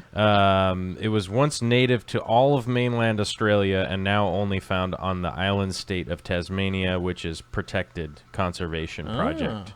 So you can't find them on Australia. So that's where they're extinct. They're extinct from the whole continent that they're supposed to exist on. And truth be told, I have seen a sign. So in my travels to the age 34, that sign must have been like, here's this truck stop, home of the Tasmanian Devil or something. Right, like, not like, oh, look, Cory's visiting the Tasmania Devil Preserve or anything, So it's probably just one of those, like, Wile E. Coyote type of signs. So, our forte being the Tasmanian wildlife. Right. All right, so what do we want to talk about? African cichlid. How can I introduce a single cichlid into a mixed African cichlid tank? My advice is don't. Like, if you were absolutely going to, which I would tell you don't, and then I would tell you don't again, but I would do like a 30% water change, rearrange all the decor, leave the light on the first night, and feed and make sure they all have a mouthful of food before you introduce the new fish. What are you talking about? Introducing one African cichlid to an already mixed African cichlid tank. Ooh, that's going to be fun. Usually it's odd man out. And so at least you give them a mouthful of food. When they go to bite them, they're like, I would kill you if I didn't have a cheeseburger in my mouth right now. And then you leave the light on, because the minute the light goes out, everyone's forced to go find where they're going to hang out for the night. And the new guy's like basically just knocking on doors. Anyone here? Anyone here? And just getting chased off one after another. And so you leave it on that whole extra day. They can at least learn, like, oh, I've seen people coming and going from all these houses. I know not to go there already and get beat on and get bit at once at each station. And you hope for the best. Now, the younger they are, so like if you had all 2-inch fish and they're still young, odds are a lot better. If they're all adults, odds are worse. In the store, we always recommended to people, I would always say, I personally would never add anything less than 6 Africans to an African tank at any one time. Now, you might go, that's going to overstock the tank. Yes, but let's say you want to add 1 red zebra. Let's say you add 6. And then they all go in and they do well. And then 3 weeks later, you could remove 5 and bring them back to the store or sell them off. But then that one still made it in, didn't get killed, and now he's one of the group. But that one, they get singled out so hard that it usually doesn't work out well. I'm going to say, like, adding 1, maybe there's 30% chance it works. And then if you were to add 6, there's 70% chance that you lose 0. 60% chance... Wait, am I doing that math right? Basically, the odds are very good you would lose none, and for every 1 fewer, the odds go up that you would lose more, or lose 1. So if you only put 3 in, your odds of losing 1 are higher than if you added 6. Even though that seems counterintuitive, the more you have, the more the aggression is spread out. Mm-hmm. So, I really try and avoid that, so much so that when we were doing African cichlid tank stuff, I was... really trying to get people to do it in 2 groups. Like, buy your initial group, make sure you can handle that, then come back and buy 1 more big group and call your tank kind of done. Because a lot of people got to collectoritis, like, I don't own that one yet. I don't own that one yet. I don't own that one. Yeah, I keep buying them and they keep getting killed. Like, it's pretty real territorial. It's pretty much chaotic to try and add 1 cichlid to the...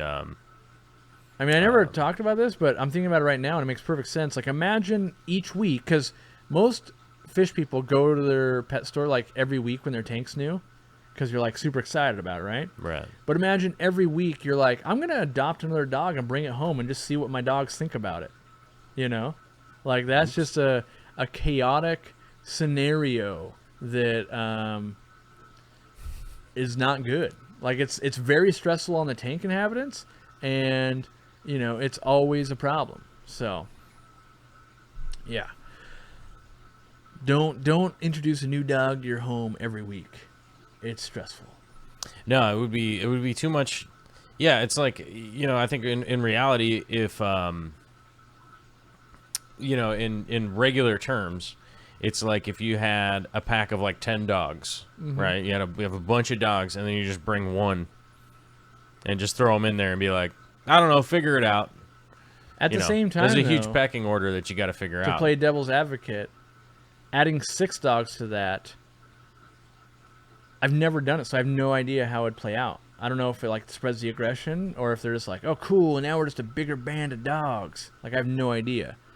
But I do know for African cichlids it works better, because I've done it a billion times. But like at the store, we would never just be like, oh, just take that 1 left in that tank and put it in the other tank. We would, like, if we were going to do that, we'd go, okay, go round up this tank, this tank, this tank, this tank, and this tank, and take the fish out of that tank, and we're going to take all of those and put them into a brand new tank that none of them ever seen before, and we could pretty much guarantee that we wouldn't have any losses. Right. But if we were, anytime we were condensing into someone's home turf, it was way more rowdy than if everyone was on equal unfamiliar turf. Yeah. Yeah, and it's like, with my chickens, like, they have a pecking order. They Literally. And they are like cichlids. They will, if I took one,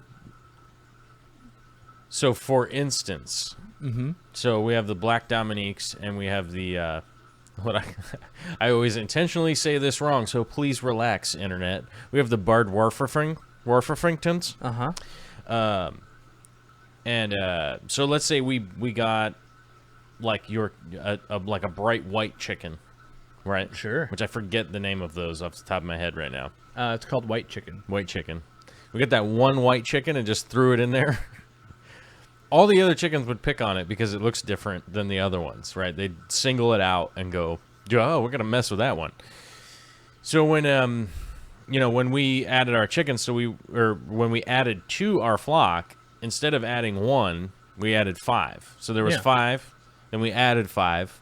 Now we have 10, and they all kind of like did some karate. Yeah, there was biting, 2 gangs, and clearly. they were like, yeah, and they're like, it was like West Side Story, they're like, once you're a jet for life, right? Yeah. And then they all battled in the streets, and then they figured it out, like, oh, we only have one coop, so we better just deal with it. Because they're clearly not making another coop. How long did it take for them to like settle in? Was it like, oh, by the next day they're like, oh, it's cool? It takes a while. Or was it like, oh man, they're still hating each other for like a week? The battle will rage on.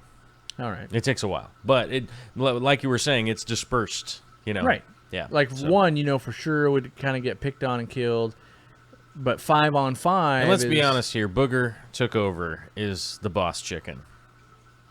Wait, is the name of the chicken Booger took over?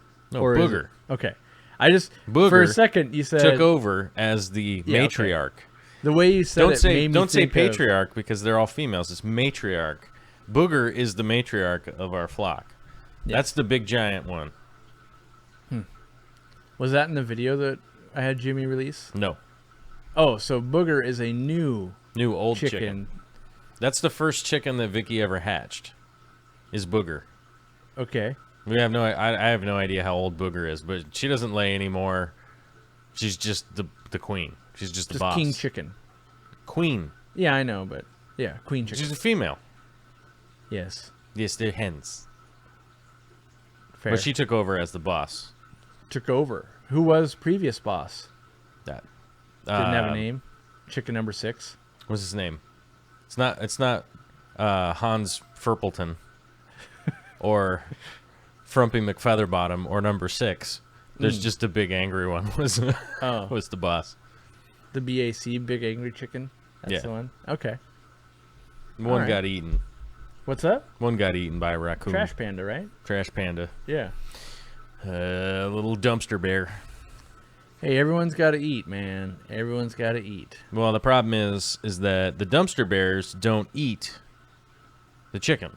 They just kill them. They kill it and eat the craw. So they just like bite their neck, eat the craw. Huh.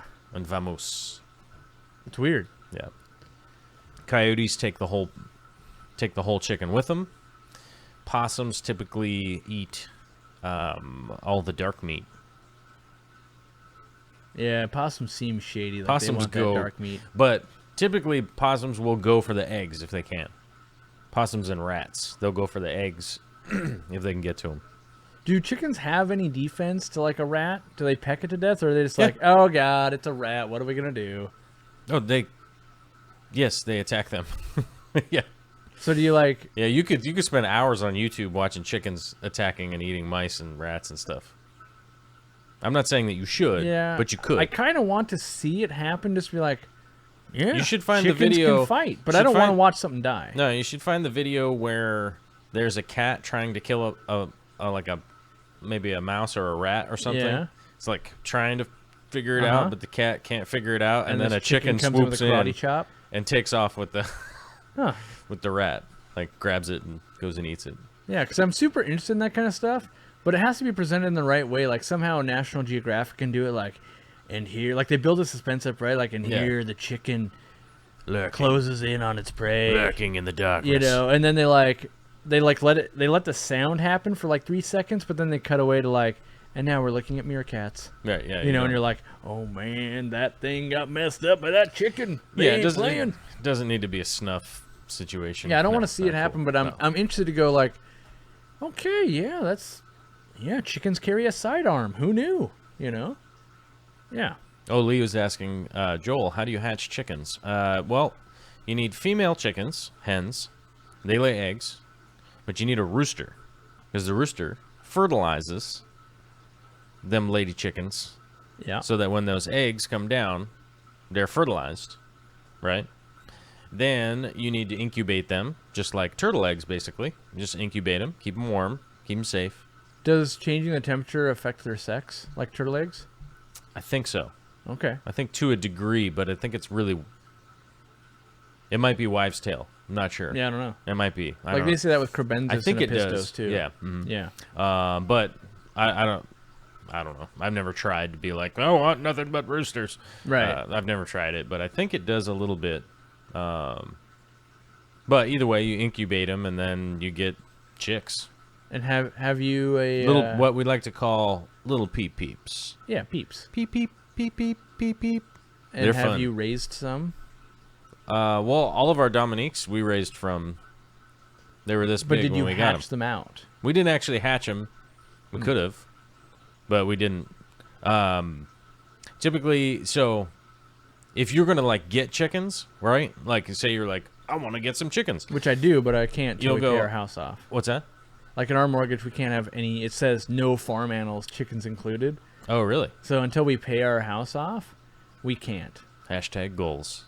Yeah, no, it is a goal. Like I really want I want the minimum amount of chickens because I don't eat an insane amount of eggs. But there's something satisfying about chickens are hilarious to me. Mm-hmm. And then be like, sweet, you gave me a present. Like I'm gonna have an omelet. Yeah. Like thank you. Yeah. So anyway, the eggs are kind of piling up because I've been here and we were out of town. Oh, I should probably just bring some up to you. You could, yeah, just bring a stack of eggs tomorrow, and I'll have Katie. She'll make us, breakfast sandwiches. We'll use some. Yeah, but when you get them, like so, the local co-op, farm co-op, not aquarium co-op. I always see them like as little chicks in a metal bin. They'll let you know what type of chicken is coming in, right? And they'll have like a calendar year of like. February 15th, we get Bird Worthingtons, right? We get Wolford Brimley chickens, right? We get those in. And then, so when they're hatched, they sex them, right? Before they ship them. Yeah, that makes sense. Before they, like, drive them across town to the place. And so that you're not just selling a bunch of mixed sex chicks to people. Because they're like, most people are there for hens. And then they'll have the roosters, like, over here. Right. Like, here's the boys, here's the girls, here's the ducks, here's the 5 types of chickens that we have, blah, blah, blah. And then you can pick through which ones that you want. And you get them when they're really little. You get them as little chicks. I think they're like 5 days old or something like that. And then, I feel like I'm always shocked when you raise them from that. Well, it's like JH Aquatics saying, just be ready to be up early. I was going to ask that. I'm like, I'm not sure I'm ready to pick eggs. Do you have to do it early? No. Oh, okay. No.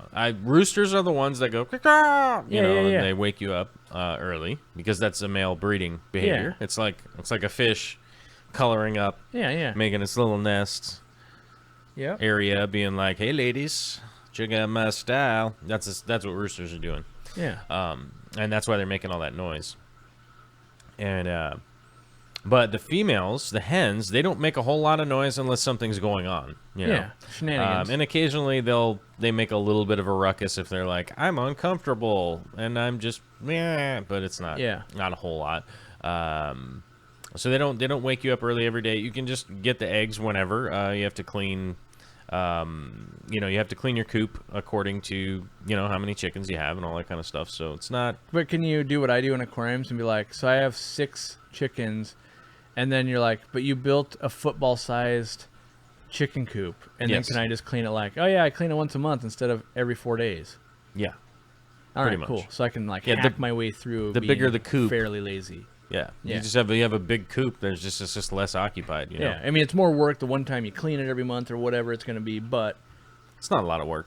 Not really. it's not a lot of work, but it's like the poop doesn't magically disappear and that kind of stuff. Like, it's just like, a lot of their poop and stuff like that ends up in the yard. Oh. You know, where they're out foraging all day. True. Okay. Yeah. But I was going to say, I only go to the co-ops to, like, buy ponds and that type of thing, like the rubbermaid containers. But whenever I roll by, like, oh, man, look, little chicks and ducks and stuff, I feel like they're way underpriced. Like, for some reason, I'm like, look at this thing. How is that $4 and then this fish over here is $150? Like, that just doesn't seem... Well, you got, like, a full-grown koi versus... But even, like, you know, let's take, like, a zebra pleco versus, you know, that bird... And I think it's just because the birds are so foreign to me. Zebra or zebra? Zebra. I think they're just so foreign to me. I'm like, this thing is magical. You mean I could have myself a bird squawking around my life for $5? Yeah. That just seems crazy to me. That, like, I feel like it should come with like a permit. It's like $700. These things make you eggs. You know, like yeah, they make eggs they every just day. Seem, crazy. We really want some, but. You know, I think the limit in where we live is like 6. Not that I need like a gaggle of these things, but I do know that specifically no farm animals on my mortgage, which we're cool with that. Like, hey, that's cool, you know. I mean, I was going to keep them in the living room, but apparently they say that devalues a home. I mean, I wasn't aware, but... Don't keep them in your living room. But they're pets, man. Yeah.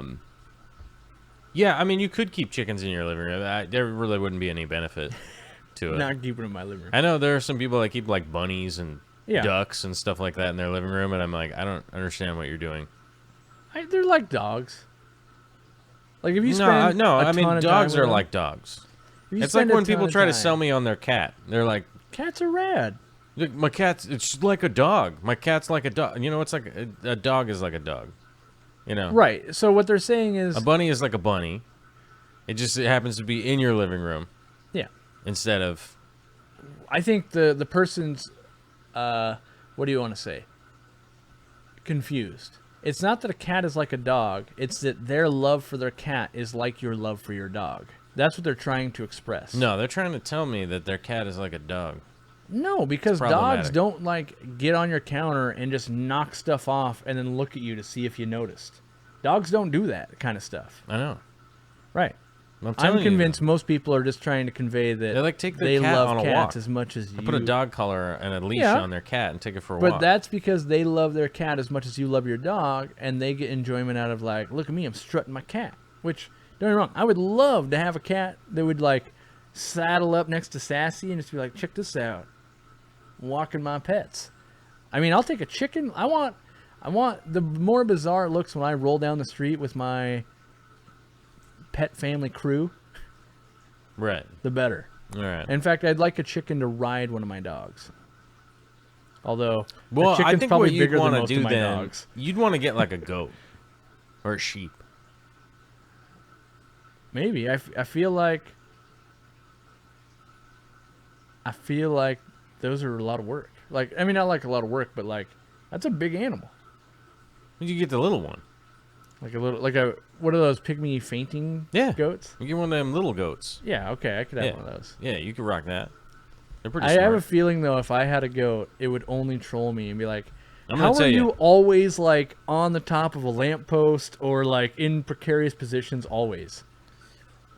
Goats love going up. Yeah. They love to find an up Mine would be the spot. one that's like, oh, you see that? Yeah, that thing that, you know, that iron rod that you put a birdhouse on, I'm on the top of that. Mm-hmm. Like, that's impossible.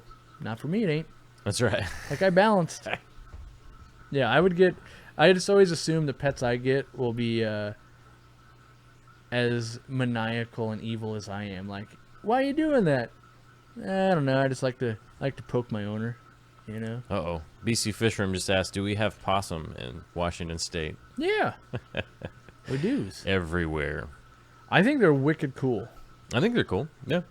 There's a guy there's a fish guy in Oregon who has one as a pet, and I so badly want to meet him because what I love about the possum. I went to Sugar Glider. All right. Yeah. But what I love about opossum is they look ferocious, like they're gonna. What about bite sugar your head gliders? off. What about them? Just messing with you I right was now. like, Yeah. but they look like they're gonna bite your head off because they look so crazy. But then this guy's got one that's like, it's like I'm a puppy. Like I don't know. I just want to sit in your arms and like Yeah. I kind of want to go. Oh God, you are horrible, but I mean, I guess you're all right. You Right. know, like I'm attracted to the train wreck of like, oh God, because it like sits on his shoulder and does all the kind of like, I don't know, possumy stuff possums do. I mean, they're pretty cool. I mean, they're a good Maybe part. they're like between I mean, a they're dog a useful. and a cat. They're a useful part of the ecosystem. I mean, Yeah. let's just be honest here. It's sad that they get run over so much. That's the thing that bums me out.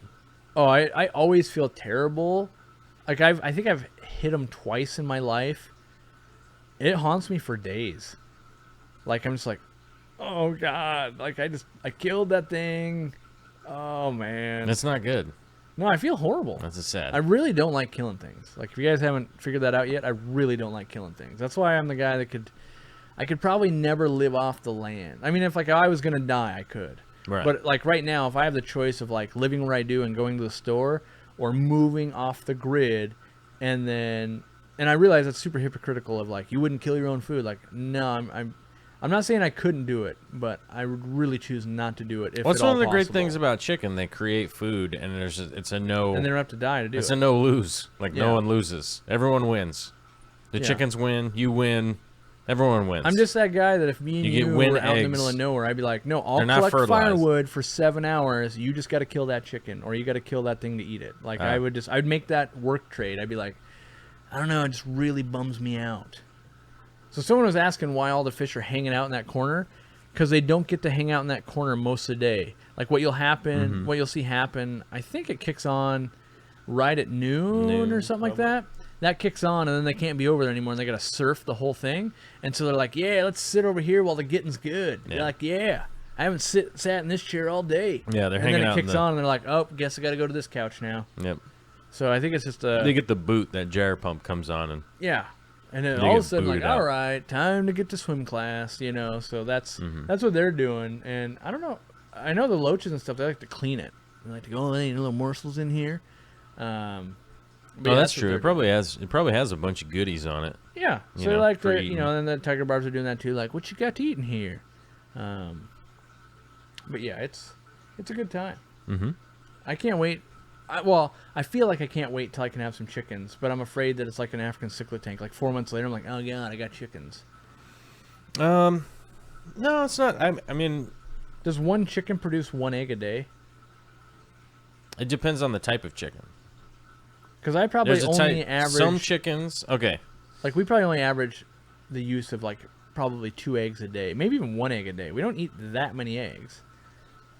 Well, But maybe I would Yeah. when I'm like, they're free. I got to use these things. you just eat them because they're delicious. Oh, they are. I'm just saying right now, when it comes to like buy eggs from a store, and my wife might be like, you moron, we go through 37 eggs. Don't you know I Right. use this and this and I this use and this and that and that. And When she's baking, for sure, we'll be like, oh yeah, you see that? That's a trailer hauling all the eggs and the butter we need. Right, You know? yeah. Like, I definitely know that. But I think on a day-to-day average, you know, like, oh yeah, I might have an omelet or an egg sandwich in the morning. And then I don't think a lot of other eggs get used in normal cooking. Yeah, it really depends on the type of chicken. Like some chickens will lay every day, some will lay every other day. You can get a production schedule, an expected production schedule. You have to from the breed. You know, you is have that to you'll pull go the egg every okay. day, right? What's that? Do you have to pull the egg every day?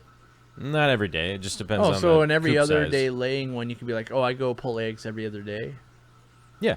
Okay. It's basically just you figure out how many they're laying and how many laying boxes you have. So essentially how many spots that they can lay their Will eggs they in. only lay 1 egg? Like, so They like, only let's lay say one, in they the only lay stall. 1 egg at a time. Right, but in the stall, like you said the laying box, right? Right.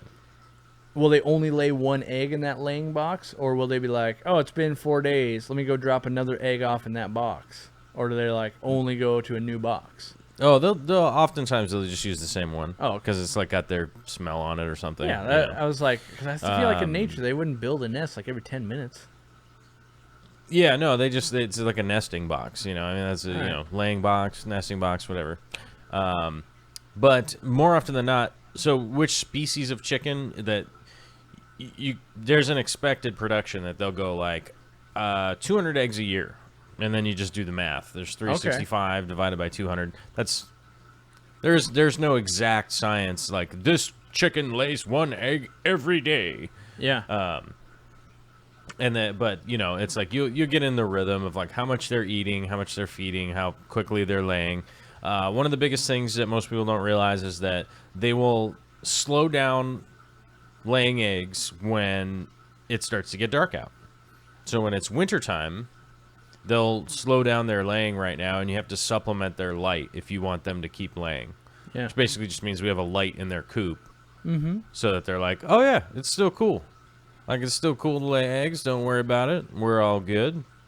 So we supplement their lights and stuff like that. And, of course, some people are asking, what do you do with the chickens once they're done laying eggs? How long is a chicken run? Depends on the type of chicken. The type of chicken, if it's either a meat chicken, which means it will be worth eating at some point in time. Vicky and I will probably slaughter at some point. Right now, there's not really a big deal. Were you telling for me us that to when do they stop laying, they just get mean or something like that? They don't necessarily get mean, why but not they just, have like, a keep tendency to be layering like, the I'm the female cranky chicken old forever? one, which Okay. we have Booger, who's the cranky old Yeah. one, because she doesn't lay eggs anymore. Like, she's got a lot of time on her hands. She's got some extra calories to burn, Yeah. So Because she's I have a a big feeling girl. I'd be and- like, oh yeah, Matilda is here for life. Oh, that pump just came on. You guys see that? right.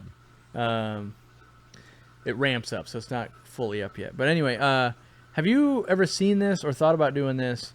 I saw somewhere that they were doing like aquaponics with like fish and chickens, where they put like the chicken coop or whatever over the pond, and so like chicken poop falls down. Maybe Nile tilapia goes, yum, let me eat that, and then the plants scrub that out as nutrients.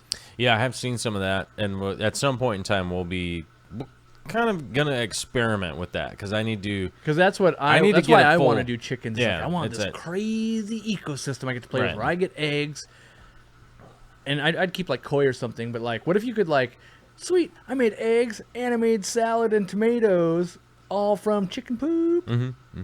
Yeah, Vicky and I do. Vicky and I do a lot of. Gardening, and we grow as much food as we can within the city. It's Right. going to expand more this year. Hopefully, we'll be getting to a higher percentage. What are you at right now? Like 2%? Oh, I mean, of your food intake, how much do you guys supply yourselves? Is it like 1%? Right now, it's seasonal, so it would be. I don't know. I wouldn't even know what to. But I guess with the eggs, because you do a lot of things. I feel like I eat with a those lot eggs. of eggs. I mean, I do. So you that's might be most, at, that's like- a lot of my protein. That's almost like a game I want to play. How much of my own food could I supply? Just to be like, sweet, I'm up to 17%. Right.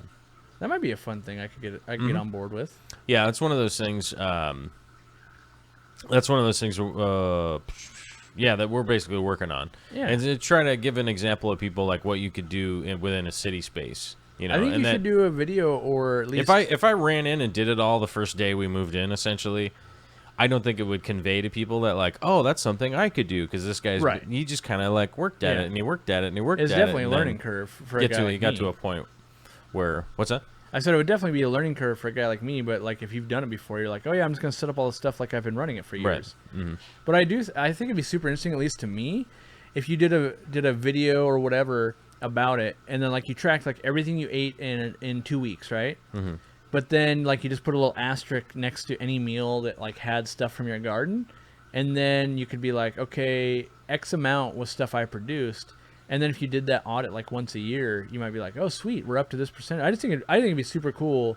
Like right now I'm at 0%, whereas like in the summer, I would say we're at like 1%. Like, oh, check it out, we're growing basil and mint, and we're growing some things and like a little bit of zucchini and stuff like that. But I still bet it's like 1% maybe of the food intake we do. Right. For a family of 4 essentially. But I just think that'd be super interesting because I don't. And maybe it's because I'm not in those circles, but I haven't seen it, at least in my Facebook stomping grounds, of like, sweet, today I hit 11% my own backyard sustainable. Mm-hmm. Maybe I could do it with fish. Yeah. Like we grow a lot of zucchini for clown loaches. We did Ours that is for going to years. be our aquaponic system is going to be fueled by koi. That's what we're going to be. That's what fish I'm going to be running, mainly because, you know, to me in the market that's available is reselling large koi. You know, basically you get to the end of the season, you got, hey, I've got a bunch of koi here. Hey, there's a bunch of people that want to buy them. So that's the way I look at it. If I was to do tilapia or something along those lines, that there isn't a huge market for people to like buy. Yeah, and there's a bunch of permitting issues here. It's a real bear. Yeah. Whereas I could just sell fish to people like, hey, this one's like $50. Legally, you couldn't bring in the tilapia to my store. Look at this giant painted koi. It's $100 or whatever. Yeah, and it probably cost me $100 realistically to grow it that big. Yeah, but you got all that enjoyment. Like you're gonna enjoy the koi, and you made some food, and you feel good about it. Like there's a big. I think there's a lot of value in things. That make you feel good. But I think I would come up with the same feeling by the end of the year. Whereas I might just end up with a bunch of tilapia that I have nothing to do with. Right. So I think that chimes back into breeding. I've got $100 worth of tilapia and I can't do anything with it. Yeah. That was, that artwork and that African cichlid thing where at the end when you're done producing your thing and no one wants it. Right. I never get a good feeling from that. Whereas like even if you gave away the koi, like no one bought them. The fact that someone was happy to get them and that kind of stuff, that feeling is still good to me. But when you're like, oh, should I just kill them now? Like, what do I do with them? Like, that's why I wouldn't do it with like convicts. And like, I want to try it with those rice fish. By the way, a little update for you guys.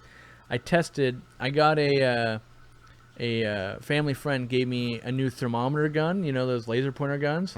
Somehow I own 37 of them, but don't own any of them. I don't know if they're walking out of the store or they're getting wet. Oh, you have like a bunch of them? I've bought probably 6 or 7 of them in my career, and yet I didn't have a single one here. And just yesterday, my employees were like, "Can we get like some kind of electric thermometer over here?" So I know there's at least hidden or not at the store. But anyway, I used it on the tote right outside the fish room here, and the orange rice fish still swimming around doing their thing, and the water temp was 28 degrees. I know what you're saying. You're saying, how is that possible? Water freezes at 32. It was frozen, and then I turned up the air, so it broke up the ice, and it was mostly like slush, and I do realize that thing's probably a few degrees off. That's not the point. The point is, they're kicking around at 28 degrees, going, "What's up? As soon as it's warm, we get back to making more." Right. And so I was telling Joel, like, dude, we got to make a big Japanese rice fish pond because I'm super. If they make it through this winter, I am on board. Right. Super on board. And then we just get some chickens over that. We got ourselves a good time. So yeah, I'm looking forward to that. This is a little mid. Is it midwinter? I don't know. I feel like in Washington, our winter is like just starting now. So I don't know if I want to call it. I mean, I think it's like midwinter of like technically by days, but not by like the cold season. I feel like our cold season is just getting started. It's midwinter. The solstice, the 21st. Right. I'm saying by calendar days, we're midwinter, but I'm saying like by weather pattern, we're just getting started for winter in Washington, in my opinion. Yeah, well, we got the snow. Yeah, but I always feel like we get more snow in January, February than we do typically. November, December. That's more just like Canada sending down its extra cold. Yeah. Canada's like, we look, hate you. Here, take this. Look how much cold we have. Just take some of it. We have too much. You can borrow some. Oh my God, take some of this cold. Yeah. I'm actually sure that's how weather works. I think that's how it goes. Different countries going, we're tired of this. Yeah. You can have it now. Oh my God, it's so hot here. Yeah. Take some of this hot, bruh. Right? Yeah. No, you're pretty much I think a that's weatherman. how it works. Yeah. You're more accurate than a weatherman. Yeah. I think mathematically speaking. Weather person. Weatherman. Weatherman. What is that? His last name? Steve Weatherman?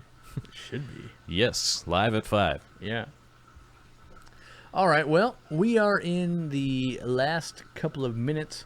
Let's just give a little teaser on what are we working on today. Today, cabinetry. I know so I think right now we're going to be on a grab lunch and more supplies. Somehow, like the $20,000 studio keeps becoming more of a $20,000 studio. Like at first it was a joke. Like, yeah, this thing's going to cost me $20,000. And then every couple days we make another trip, and I'm like, starting to become a reality. we keep, we just go, it'd be really cool. Yeah, we should do that. And then we do it. So then it's like, oh, yeah, it costs more money, so we got to do it. It started out, we needed we need 4 sheets of plywood. Now we're going to be at 11 or something, But it's all cool. We're adding more plywood. Oh, we definitely stuff. are adding. Yeah. I'm not saying it's just as we go, we're like, yeah, that's the right way to do it. Let's do that. Yeah. And I know all the tile work we're going to do lands on Tuesday. And Joel got here extra early today so he could get some work done before we went live. So if you noticed any sawdust in the hair, that's because he was already working before he worked. Yep. And so cabinets going up. I think that's the goal today is button up cabinets. Tomorrow is button up sink area, redo plumbing, get that done. And then it's more wall and lighting work. Yep. And then tile work. And we're pushing full steam ahead. They're every day except for weekend days because those are chicken and Victoria days. Yep. Yeah. And dog days. Doggy days. And fish days, I guess. We'll add all those things together. The dog days. Dog days are the weekend days. And it also, there's projects I got to get all of my fish from the center of the room into tanks. Yeah. And so that allows me the couple of days it's moving time. Let's move this. Because otherwise I'd just be tripping over. We trip over each other trying to get work done. No, I need to move fish over here. Yeah, but I need to do this part. Right. And so it'll give me a couple of days to get out of the way. And then we can start working on the table. We got a table. And then there's the whole electronics nightmare. I got to order a bunch of stuff. We got to run a bunch of cables through the ceiling. We got a lot of that nightmare. We got probably a lot of all of us swearing at YouTube and equipment. I don't get it. It's the same equipment that was in this room. We moved it there, and now it gives an error. Right, now it's error. What? Yeah. We've done it 100 times.